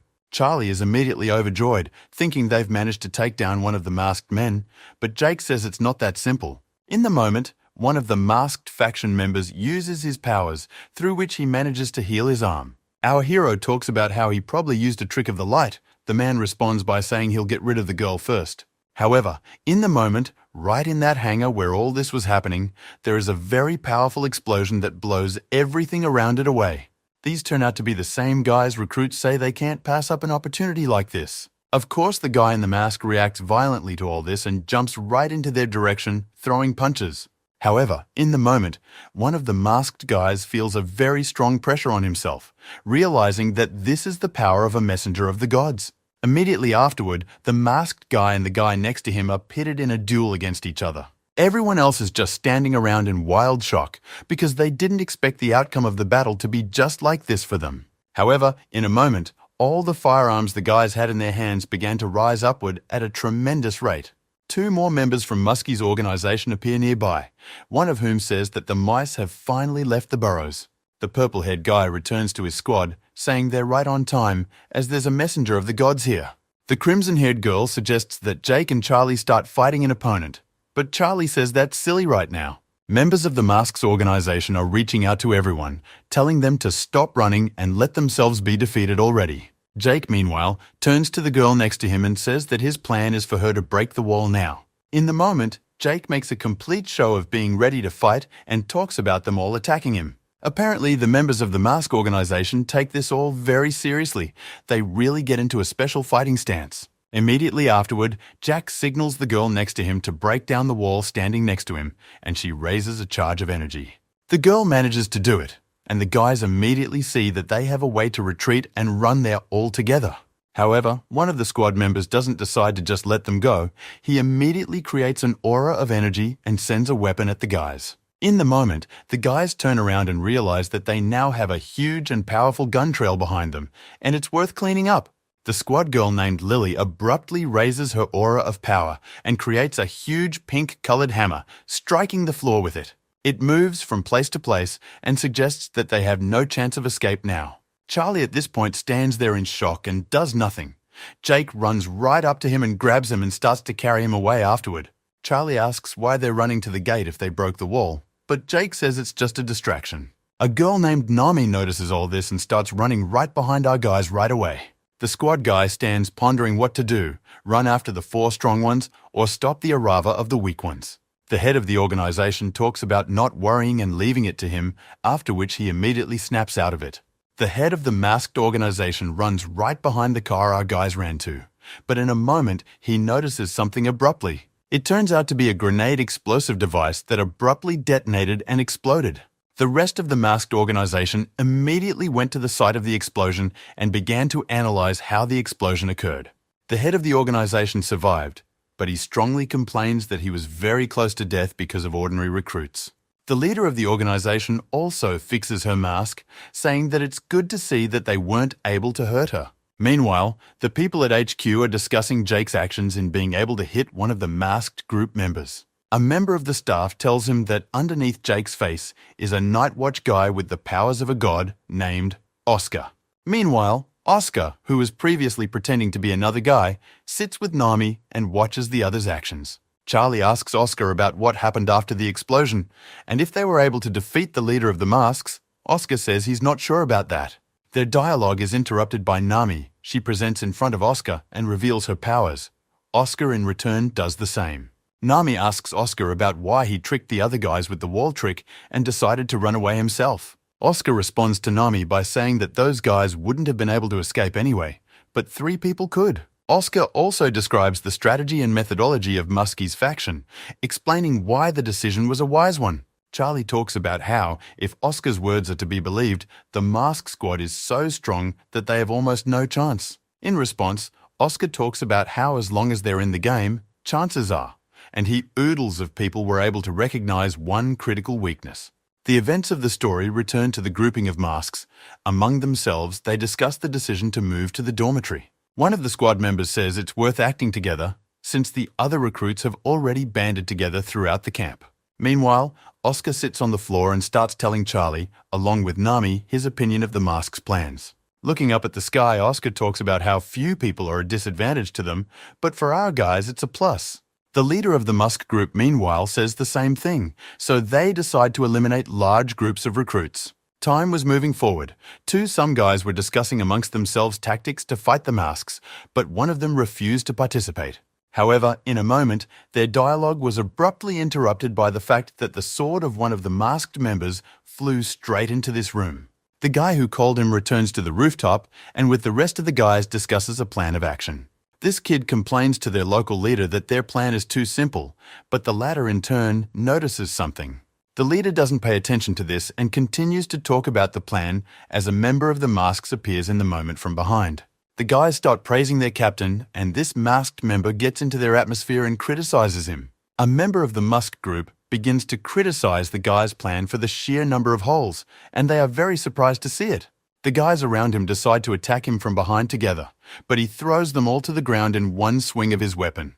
The leader of this local unit realizes that he should act, and preferably quickly, so he creates a sphere of energy. Immediately afterward, this guy makes a tactical expansion of the sphere, thus completely dipping himself in it. Immediately afterward, the sphere began to expand, absorbing one of Muska's faction members into itself. Immediately afterward, the kid turns to him and talks about removing all the air from that sphere. He starts talking about how in this vacuum, no one will die instantly, but everyone around him will start to suffer a lot. The young man threatens the masked man that they don't have much left to live for, so they better take off the mask and end it all.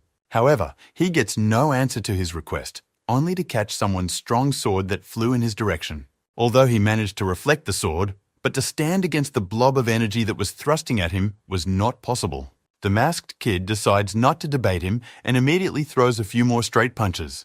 The kid who created the sphere can't stand such severe injuries and damage to himself, from which he flies down at high speed. From such sharp blows, he loses his strength and the sphere disappears.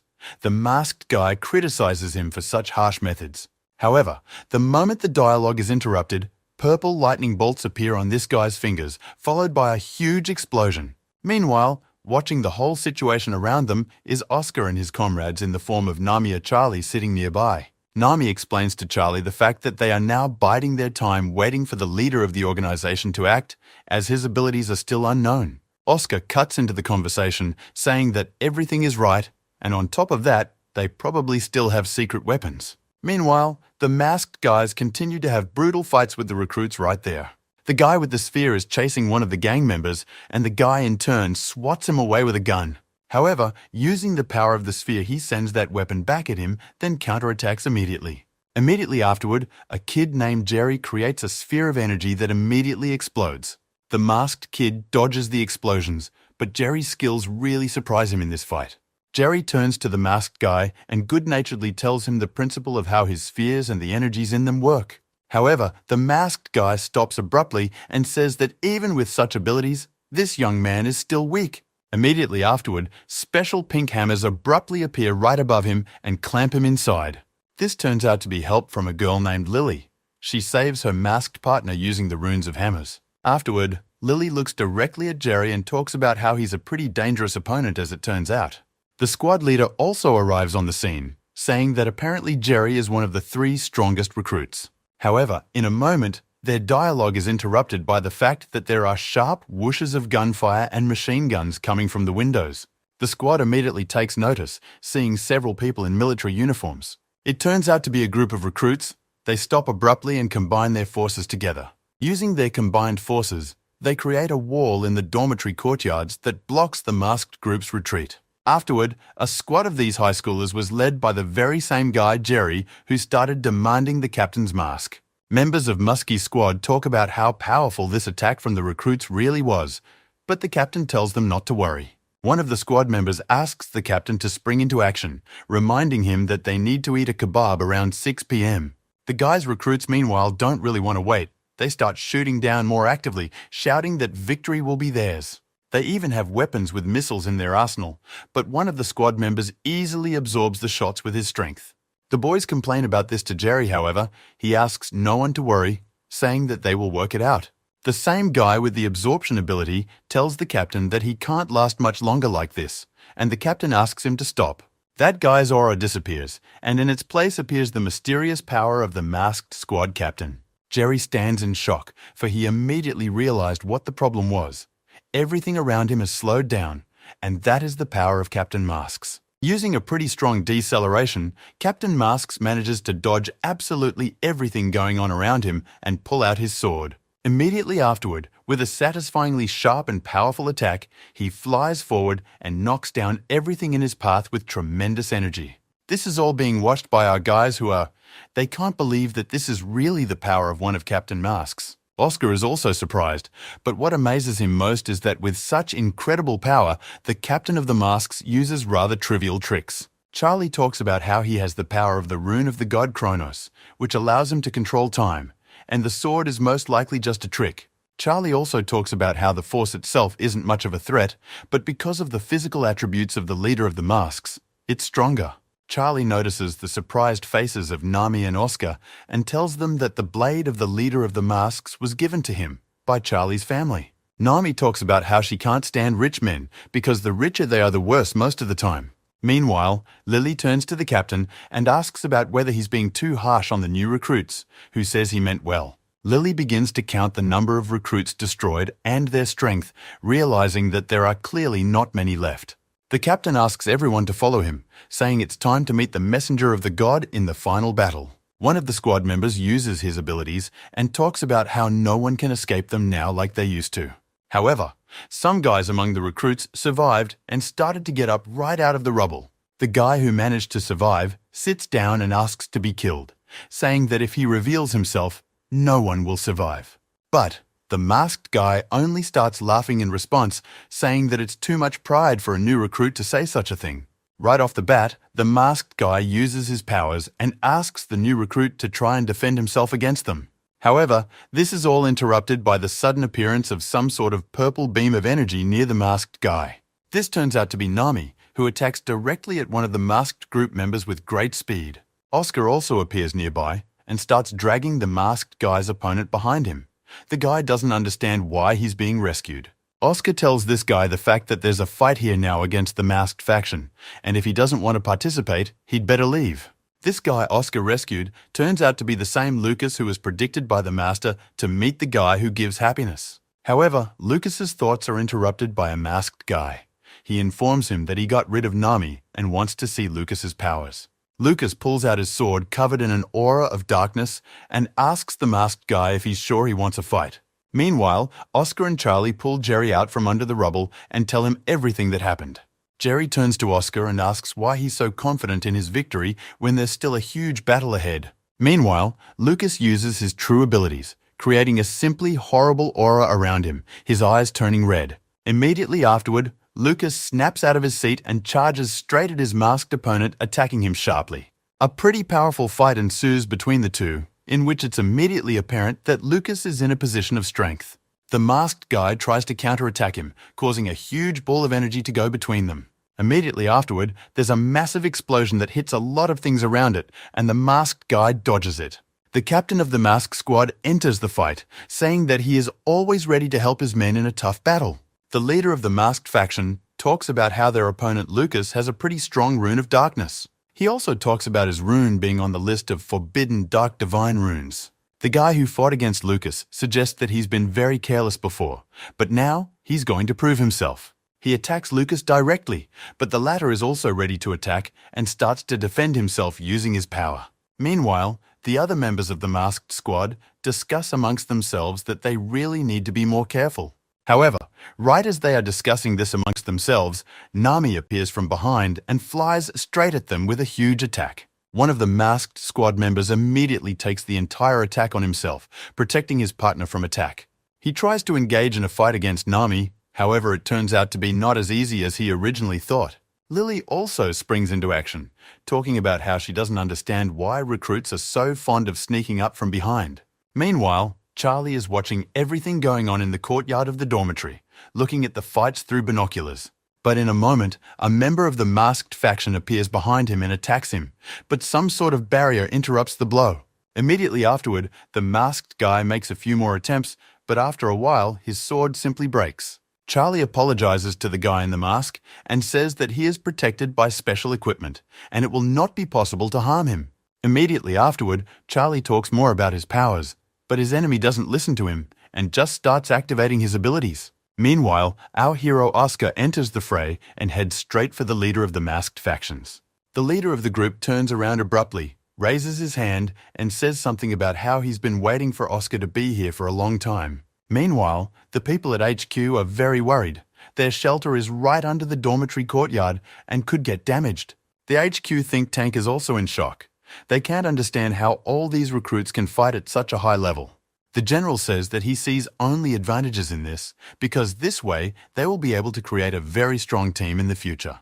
The general also says that it will be possible to make the 5th Battalion of Special Purpose. Meanwhile, the head of the masks turns to Oscar, saying that no matter how the battle ends, he'd be happy to talk afterward anyway. Immediately afterward, the head of the masks creates a huge sphere of energy right above him, as if rays of sunlight were spreading around him. However, Oscar is right beside the head of the masks in just a second and begins to engage in battle with him. In many ways, the head of the masks proves to be faster than Oscar, allowing him to move at a much faster speed through space. Oscar realizes that he's going to take significant hits if left like this, so he decides to pull back rather quickly. Oscar is well aware that if it wasn't for his training in the past, he wouldn't even last 5 seconds with such an opponent now.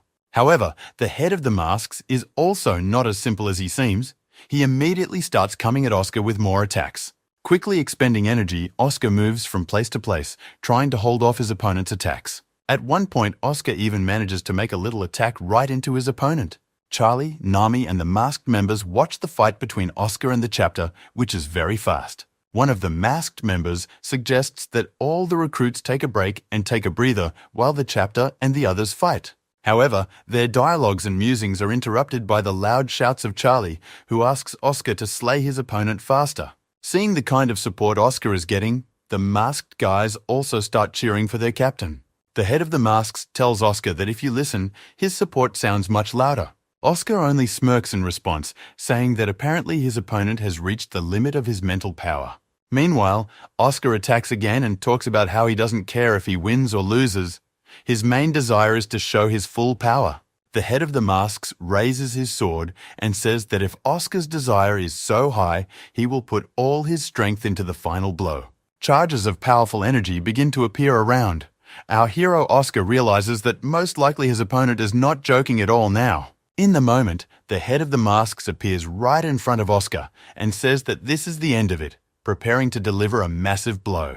Oscar also decides that he should show his strong side and creates a huge charge of energy around him. All the other guys say the fight is picking up a lot of momentum and the wind has picked up a lot around them. In the moment, a strong aura of a god appears, the same god Michael that lurks inside Oscar. Oscar himself at this moment is as if in the hands of some angel who warms him around and does not let him die. In a moment, it all comes back together.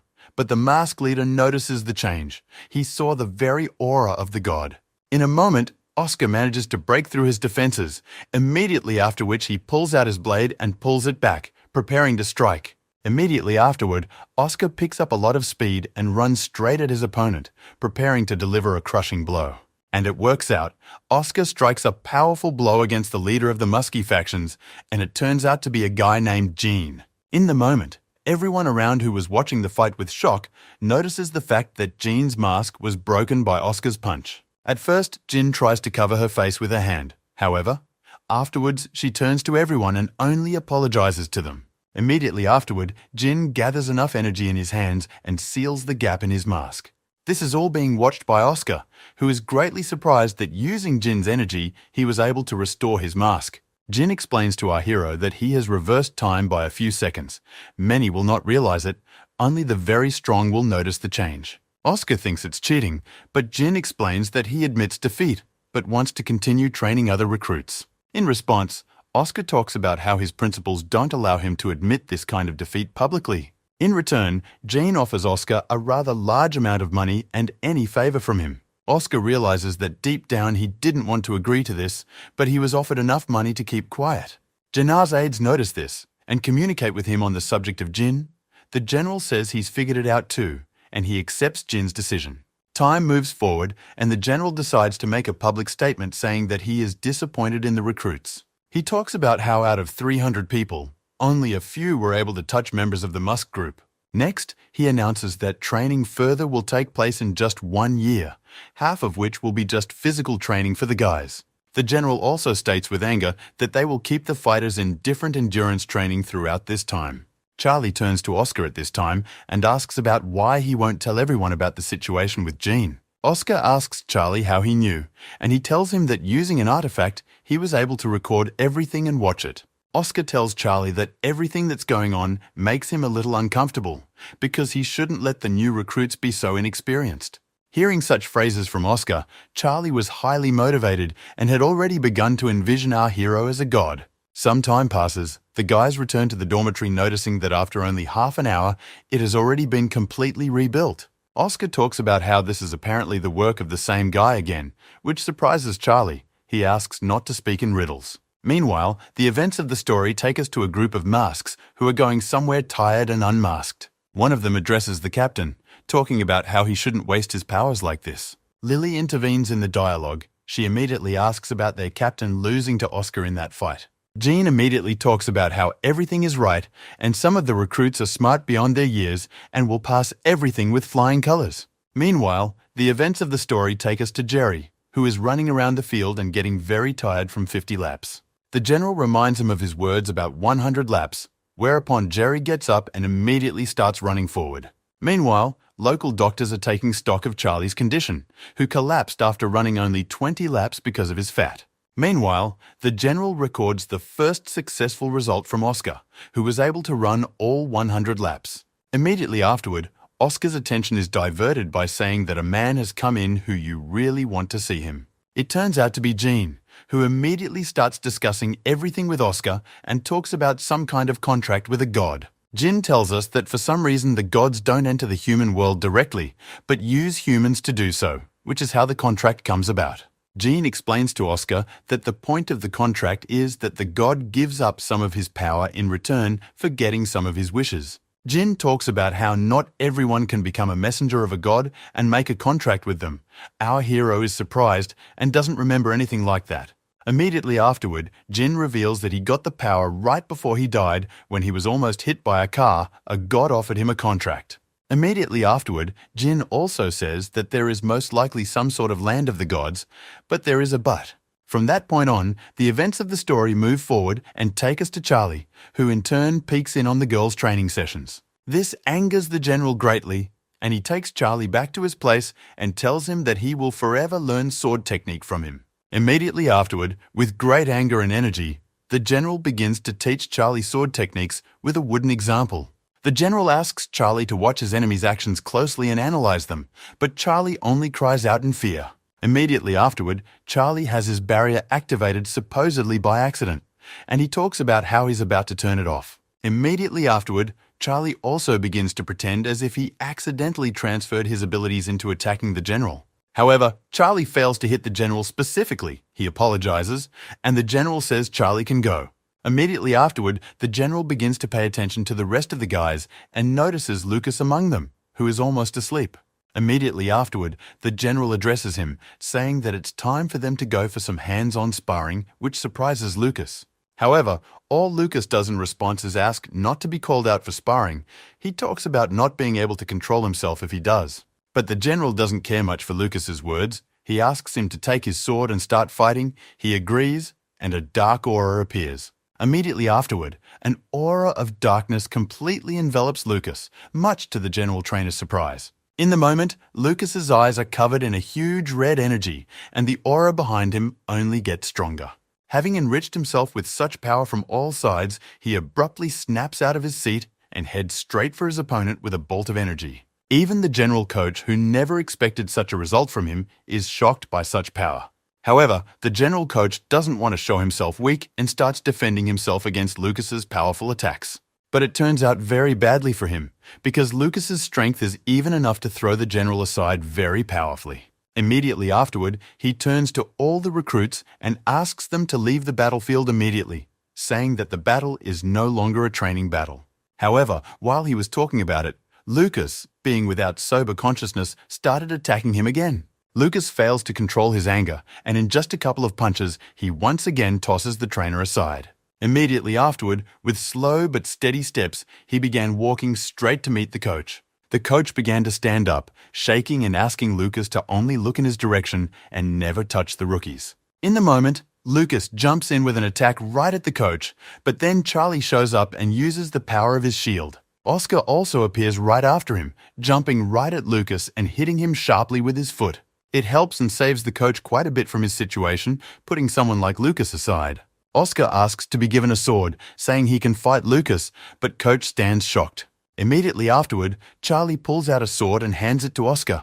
A fight breaks out abruptly between Oscar and Lucas. However, at one point Oscar uses the power of a god and covers his blade with it, causing a very powerful explosion to happen all around. However, in addition to Oscar's power, Charlie's artifact, which he forgot to remove from his blade before giving it to Oscar, also helped. Oscar himself came to shock from such a powerful explosion.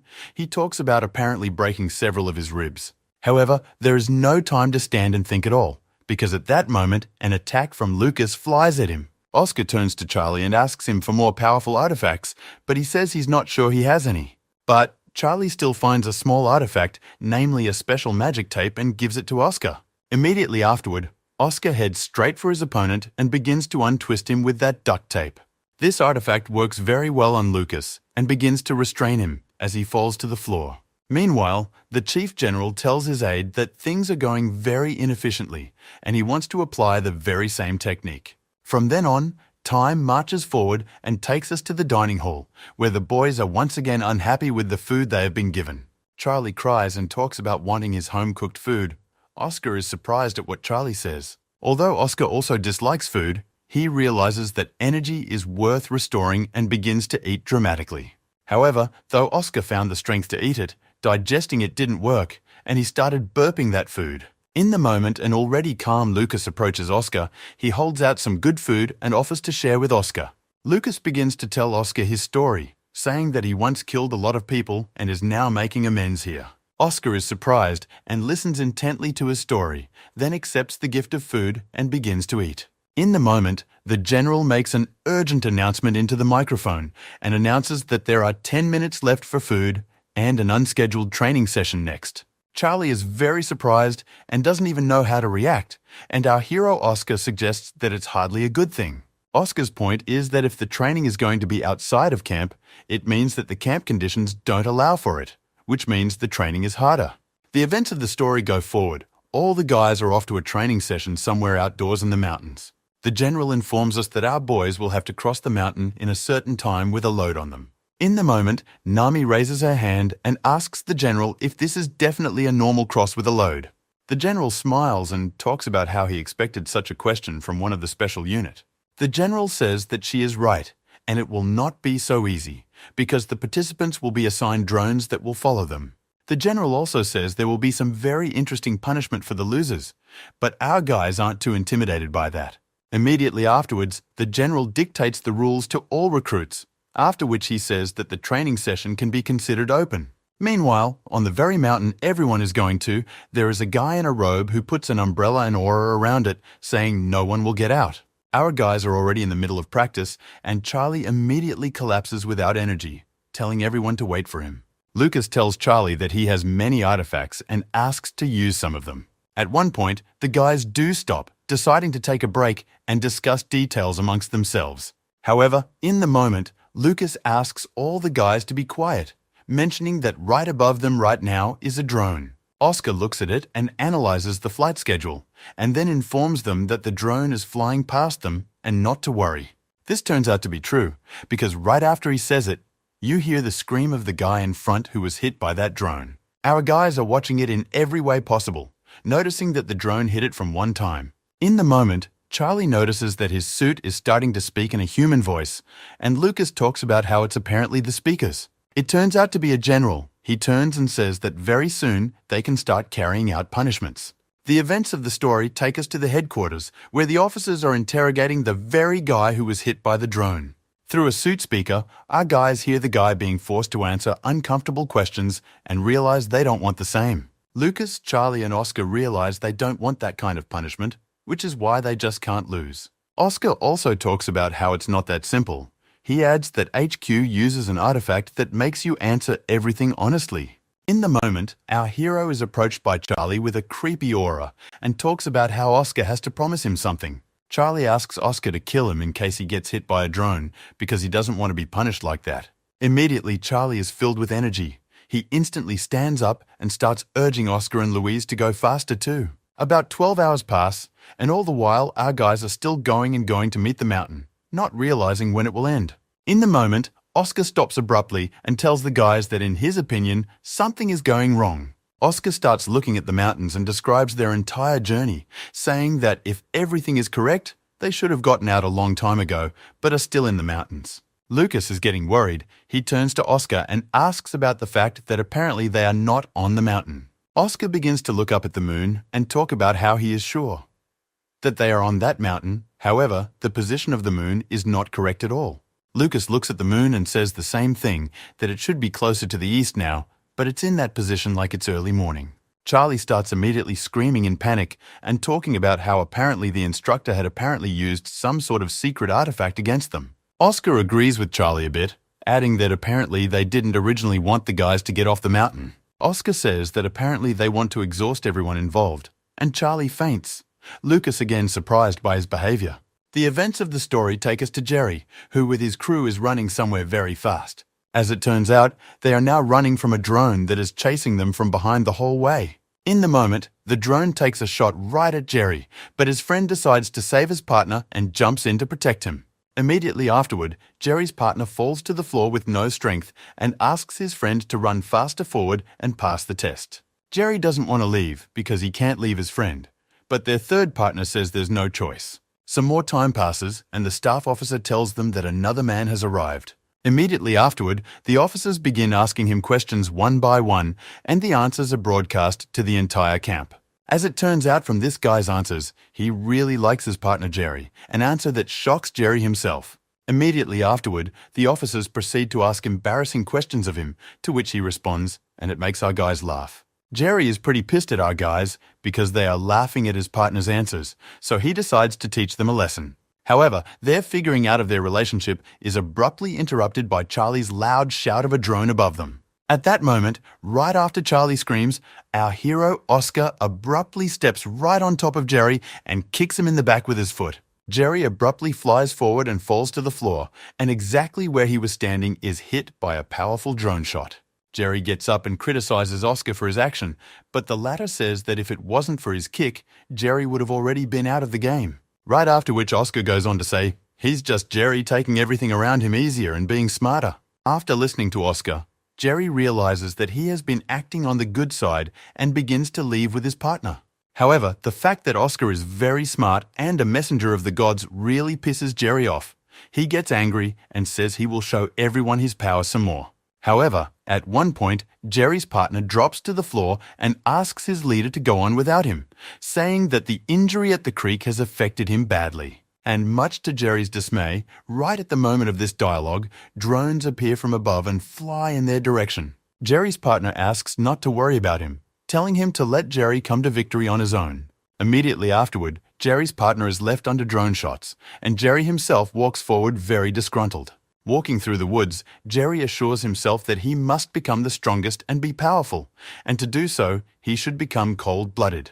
Immediately afterward, Jerry's partner asks the drones to eliminate him, but asks them not to ask weird questions, saying that they will embarrass Jerry. However, this hardly seems to bother the drones much, as immediately after his words, there is a shot of energy directly at him. However, in a moment, the drone shot was abruptly stopped by Jerry, who was able to do so by holding the weight in his hand.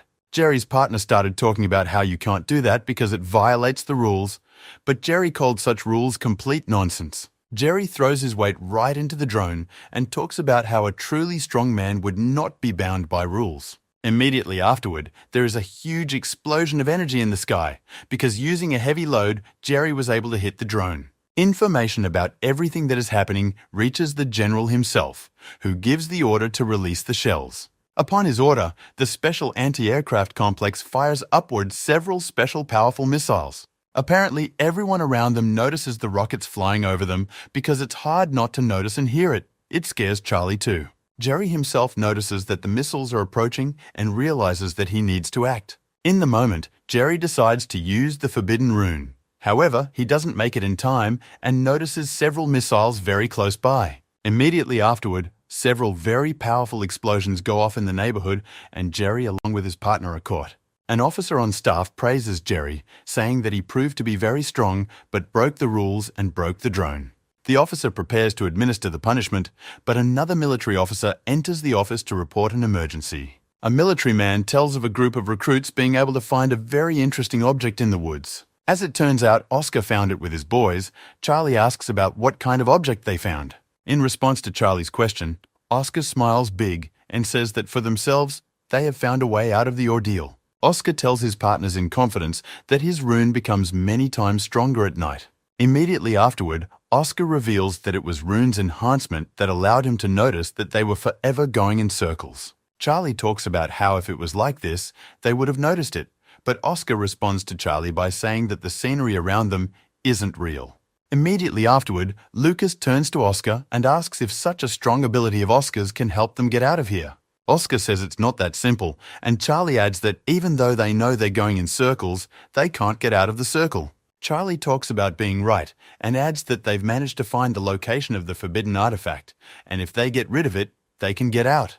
Immediately afterward, Oscar extends his hand to his partners, asking them if they will go along with him at the risk of artifact breakage. Lucas and Charlie take turns shaking Oscar's hand and talking about how they would go to the end of the world with him. Meanwhile, the events of the story take us to the headquarters, where the military are studying the situation related to the forbidden artifact. The general agrees that this artifact is indeed very dangerous and adds that we should not forget that new recruits are also dangerous. Immediately afterward, the general gives the order to send all drones and surveillance systems directly in the direction of the umbrella and scoop it up. The general stands up abruptly and says that this training has been done for over 30 years and none of the recruits have yet to pass it. Meanwhile, Lucas is the first to notice all the drones above and talks about how he finds it hard to believe there are so many drones. In the moment, Charlie lunges forward and gets right under the drones, talking about deciding at a critical moment whether you're a coward or a hero. Charlie yells at the drones, talking about being right there, and of course this gets a strong reaction in the form of a bunch of shots from the drones. This leads to the result that was clearly to be expected. Huge blasts just toss Charlie aside. In the moment Oscar realizes what Charlie is up to, he grabs Lucas and starts running forward with him, telling him to take action. Charlie, meanwhile, is very heroically running from the drones from side to side and asking Oscar to hurry up. Using surveillance systems, the military at headquarters immediately realize what is happening and signalize it. The military immediately realized our guy's plan and decided they had to interrupt it and abruptly launched dozens of missiles in their direction. Charlie is the first to notice all the rockets and immediately starts panicking and screaming, saying that he doesn't understand anything. At one point, Charlie gets really tired. He falls to the floor and talks about how he's apparently reached his running limit. Lucas, meanwhile, notices the rockets as well and realizes there's no more time to think of something, so he jumps towards the umbrella. However, right at that moment, a very powerful explosion occurs, the force of which throws everything aside at great speed. The girl at headquarters reports that Lucas was struck by a missile and lost the ability to move. However, in a moment, the sky and moon began to burst and crack like glass, at which point everyone realized that the mirage had begun to shatter. Oscar started looking up at the sky and also realizing that they had probably succeeded and thanking Lucas. Lucas lies on the ground and is greatly relieved at what has happened. He remembers everything up to that moment and lies on the ground with a smile. The general asks not to worry. He says that although the situation is unpleasant, there is still time until midnight. The general orders the surveillance systems to be turned over to the students and tells them that they are still in the mountains and there is little time to descend. However, Oscar didn't think so. He began to climb up using his strength right up the rock, albeit with great difficulty. Meanwhile, the men from headquarters stood on the very rock above, waiting to announce the end of the ordeal by losing. The general looks at his watch and in a moment notices someone's powerful silhouette walking ahead of him. The general, along with his aide, look straight ahead, trying to see who is coming their way. This man turns out to be our hero Oscar, who stops abruptly and salutes the leadership. The general smiles and praises Oscar and talks about how he has performed a miracle that no one has ever been able to do before. From that point on, the events of the story move forward and take us to the dining room where Charlie, along with Oscar, are once again not too happy with the food. The dining hall itself has a strange atmosphere, with all the guys around discussing the fact that Oscar only managed to get out of the ordeal in one piece. What pisses Jerry off the most is that he's as jealous of Oscar as possible, not understanding why all the glory went to him. Lucas praises Oscar, saying he's the first one to complete the workout in so long, even though he made everyone nervous. The events of the story move forward again, with Oscar sitting in some room across from the General, who recalls the incident with Jean's mask. The General praises Oscar and hands over a forbidden artifact in a box and a card with a lot of money from Jean. He also tells us that the headquarters allocated more money because the idea of inviting the masked group was theirs. However, in the moment, our hero Oscar pushes the money card back, saying he won't accept it. Rather abruptly, Oscar declares that he cannot take money from the hands of the military, but only from Jean himself. Immediately afterwards, the military man extends his hand to our hero and says that he is a great young man and he is clearly not mistaken. However, Oscar does not hurry to remove his hand from the artifact. He says that he does not need the money, but the box will be interesting. Oscar then decides to see what artifact was handed to him. He opens the box and pulls out some blue shard. The military man tells Oscar the great power of this artifact, saying that it was obtained the hard way. Oscar leaves after a while, and the General looks out the window and realizes that he really wasn't wrong about him, because an honest man won't take a warrior's money. The General's aide suggests that even so, giving such a valuable artifact to Oscar was foolish, but the chief disagrees. The General tells his aide that he doesn't understand because a strong wind is about to rise, with Oscar at the epicenter of it. Meanwhile, the events of the story take us to Anfisa, with Luis sitting next to her, who says that eating with your hands is not allowed. Luis has changed a lot since that time. Now he is busy teaching Anfisa again trivial things. Anfisa turns to Luis and asks when Oscar will check on them already. She also adds that he hasn't been home in a while. Just then, Oscar shows up and greets Anfisa and calls her mom. Anfisa immediately joyfully starts reaching right for Oscar and calling him her favorite son. Luis at this point starts crying hard and complaining that Oscar has no idea how hard it's been for him all this time. In the moment, Luis notices that Anfisa's healing process is almost halfway through. This both pleases and alarms him. Luis describes everything to Oscar, telling him that she just created the illusion of a very ordinary life for her.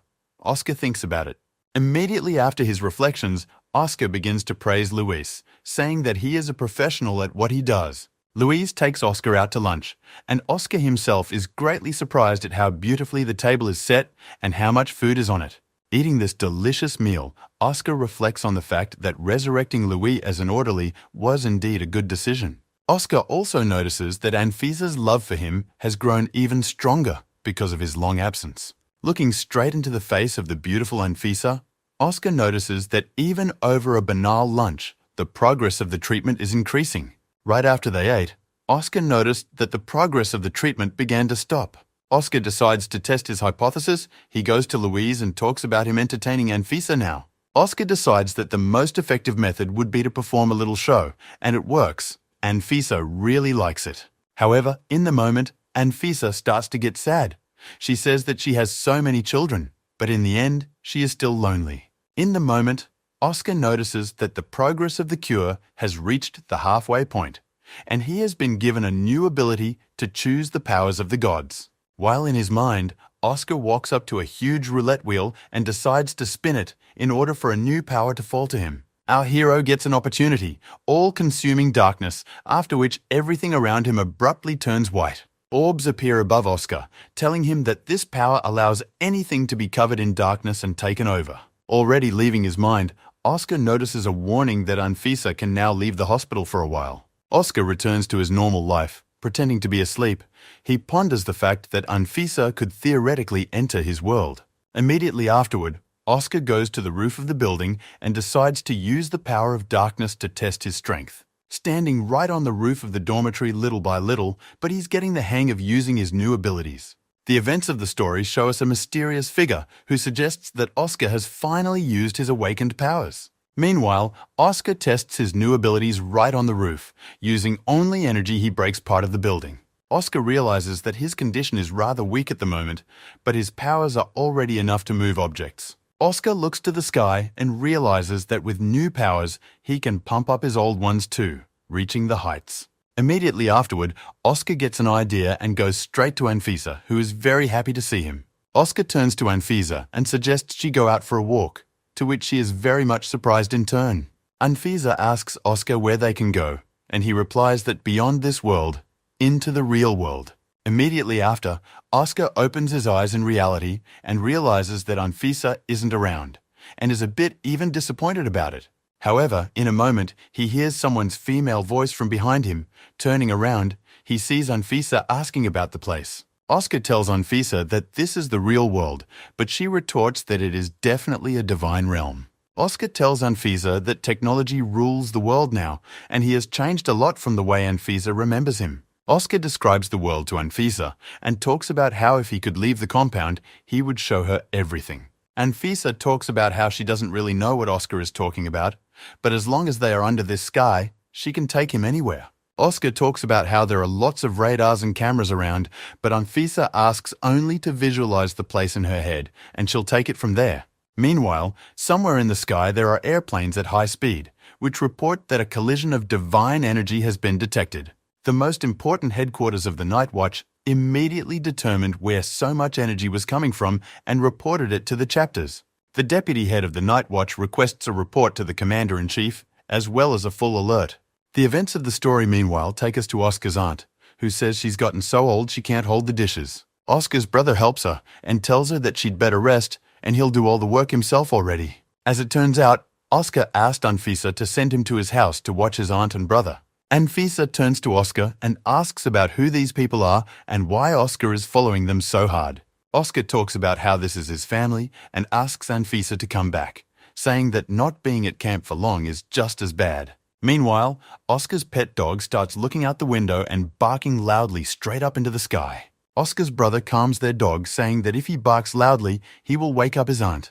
Oscar's brother himself did notice him, and was immediately surprised, not understanding why some goddess-like girl was with him. On the roof of the dormitory where our hero and Anfisa is, an army general comes out and addresses her. He asks Anfisa to introduce herself, and she gives her name, adding that she is a great goddess. The general asks Anfisa what brought her to this world, and realizes that her aura alone makes him fall off his feet. Anfisa turns to the general and talks about looking for her son, and Oscar intervenes, saying he'll explain everything. In the moment, the general notices Oscar and is very surprised to see him here, asking how he got here. Oscar talks about how it's a very long story, but to summarize, he's that messenger of Anfisa. In the moment Oscar turns to Anfisa and talks about how it's time for him to go back, she says she has no objection.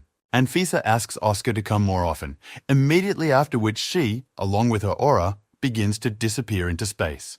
The general immediately relays a message to the army that the goddess has left their world and the alert can be cancelled. Military helicopter pilots say the signal is received and they change their route back.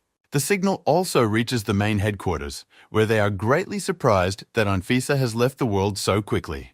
The general lights a cigarette and, turning to Oscar, asks about what it was all about and why Anfisa was with him. Oscar summarizes everything, but the general doesn't believe it and makes the point that if Oscar doesn't want to talk, that's okay. Oscar starts to leave, and right before he leaves, the general turns to him and asks about Oscar being on the side of the people. Looking back, Oscar talks about how he made a promise to someone important to him that he would protect people for 10 years. The events of the story take us somewhere in the mountains. Someone's horse-drawn wagon is traveling straight down the water from the mountains. There is some woman sitting in this wagon. She's talking to someone on the phone, adding that she has memorized everything and will pass it on. This girl opens the wagon and tells someone inside that the goddess has already left and there is no point in rushing. Since that moment, the events of history have moved forward. It is already winter, but even in winter, our guys in training camp do sports. The general notices that Charlie complains about everything, for which he adds 10 more laps to him. However, all this does not make Charlie very sad because he remembers that the new year is very soon. The events of the story take us to a man in a robe. He sits in a chair and talks about the training camp having to go on vacation. The general sits across from this man and says that this is not a joke at all, and you can't treat important things this way. After which, the general lights a cigarette and talks about how he won't agree to all this because it's against the rules. The general turns to the captain and asks about what they are even up to. The captain talks about the huge unrest in the city lately, and he wants to check out the situation with the gods, which worries the general. The events of the story take us to a missile camp hundreds of kilometers away from the main one. Some hooded man is walking towards this camp. He is stopped by local security and asked what is going on. It turns out to be a girl with green hair named Larissa, who talks about how her goats went here on their own. The military man's partner talks about having the alarm lifted, and it's just a villager who got lost. The guards talk about not being able to let the woman inside, and afterward point the way down, telling her to go that way. However, in a moment, Larissa becomes very green, like a monster, and asks the guards if she is beautiful. The guards start yelling for an emergency alarm, but in a moment, they just turn to stone. Larissa talks about how the security near this building is tasteless and wrong at all. The general talks about not understanding all this, and the worry, because all the departments under his control are under his control. The captain turns to the general and asks if he can guarantee that there are no traitors among the camp instructors. Upon hearing such a statement, the general abruptly breaks the table and says, "That is it really the captain's opinion that they have the same problems everywhere?" Meanwhile, the events of the story take us to Oscar and Charlie, who are standing in the cold listening to a vacation announcement. One of the military repeats himself by saying that there will be a total of 4 days off for all recruits. All the guys around them start getting really excited and yelling about how this is just great news. Only Oscar is not happy. Immediately afterward, the military man compliments his words by saying that no one can leave the city during the vacation and must be safe. Vacations are starting, and all of our kids are heading to the train station and to the buses to come home. Oscar makes a big point of pointing out that everyone was given a sword before they went on vacation, and it stresses him out a lot. The events of the story move forward. All the guys got on the bus and started driving home. Many fell asleep, but Oscar is still disturbed by what is happening. Lucas turns to Oscar and talks about how he's too intense as a person on vacation. Oscar replies that that is indeed true. He thinks that these vacations are too unusual. Meanwhile, the events of the story show us the main headquarters that tracks the movement of buses with recruits. An unidentified object is reported nearby. The general says that this is all very strange and orders the object to be shot down.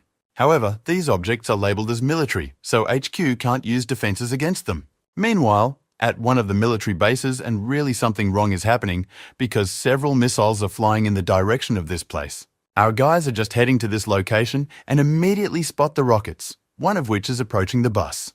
However, at the very last moment, before the missile would have flown into the Atov bus, it is shot down rather abruptly by someone. Although the explosion is quite strong and sharp, it doesn't hit the bus, but it hits it pretty good, which causes a wave of explosions. The guys on the bus are in complete shock. They're trying to grab onto everything they see in order to survive and endure the influx. Our hero Oscar realizes that now, with the help of his power, he can hold back all the shards and save many people from death. Oscar begins to use his powers and reflects dozens of pieces of shrapnel. Meanwhile, the bus flies straight into a tree. Many parts of the bus exploded, but the wave of shrapnel didn't hit our guys as hard as it could have. A girl at headquarters informs the general that someone has arrived on the scene to help and has repelled many attacks. The general talks about how if the dark robe was seen there, it means that Oscar was somehow involved in the defense. Meanwhile, the events of the story take us to Larissa, who sits in the control room and reflects on the fact that everyone around her is very weak. Larissa holds a picture of Oscar in her hands and says that they'll have a lot of work to do with this boy. Since that time, some time passes, and our hero Oscar wakes up in some house, not realizing where he is. In a moment, he stands up and turns his head, noticing one of his squad members, and is greatly surprised.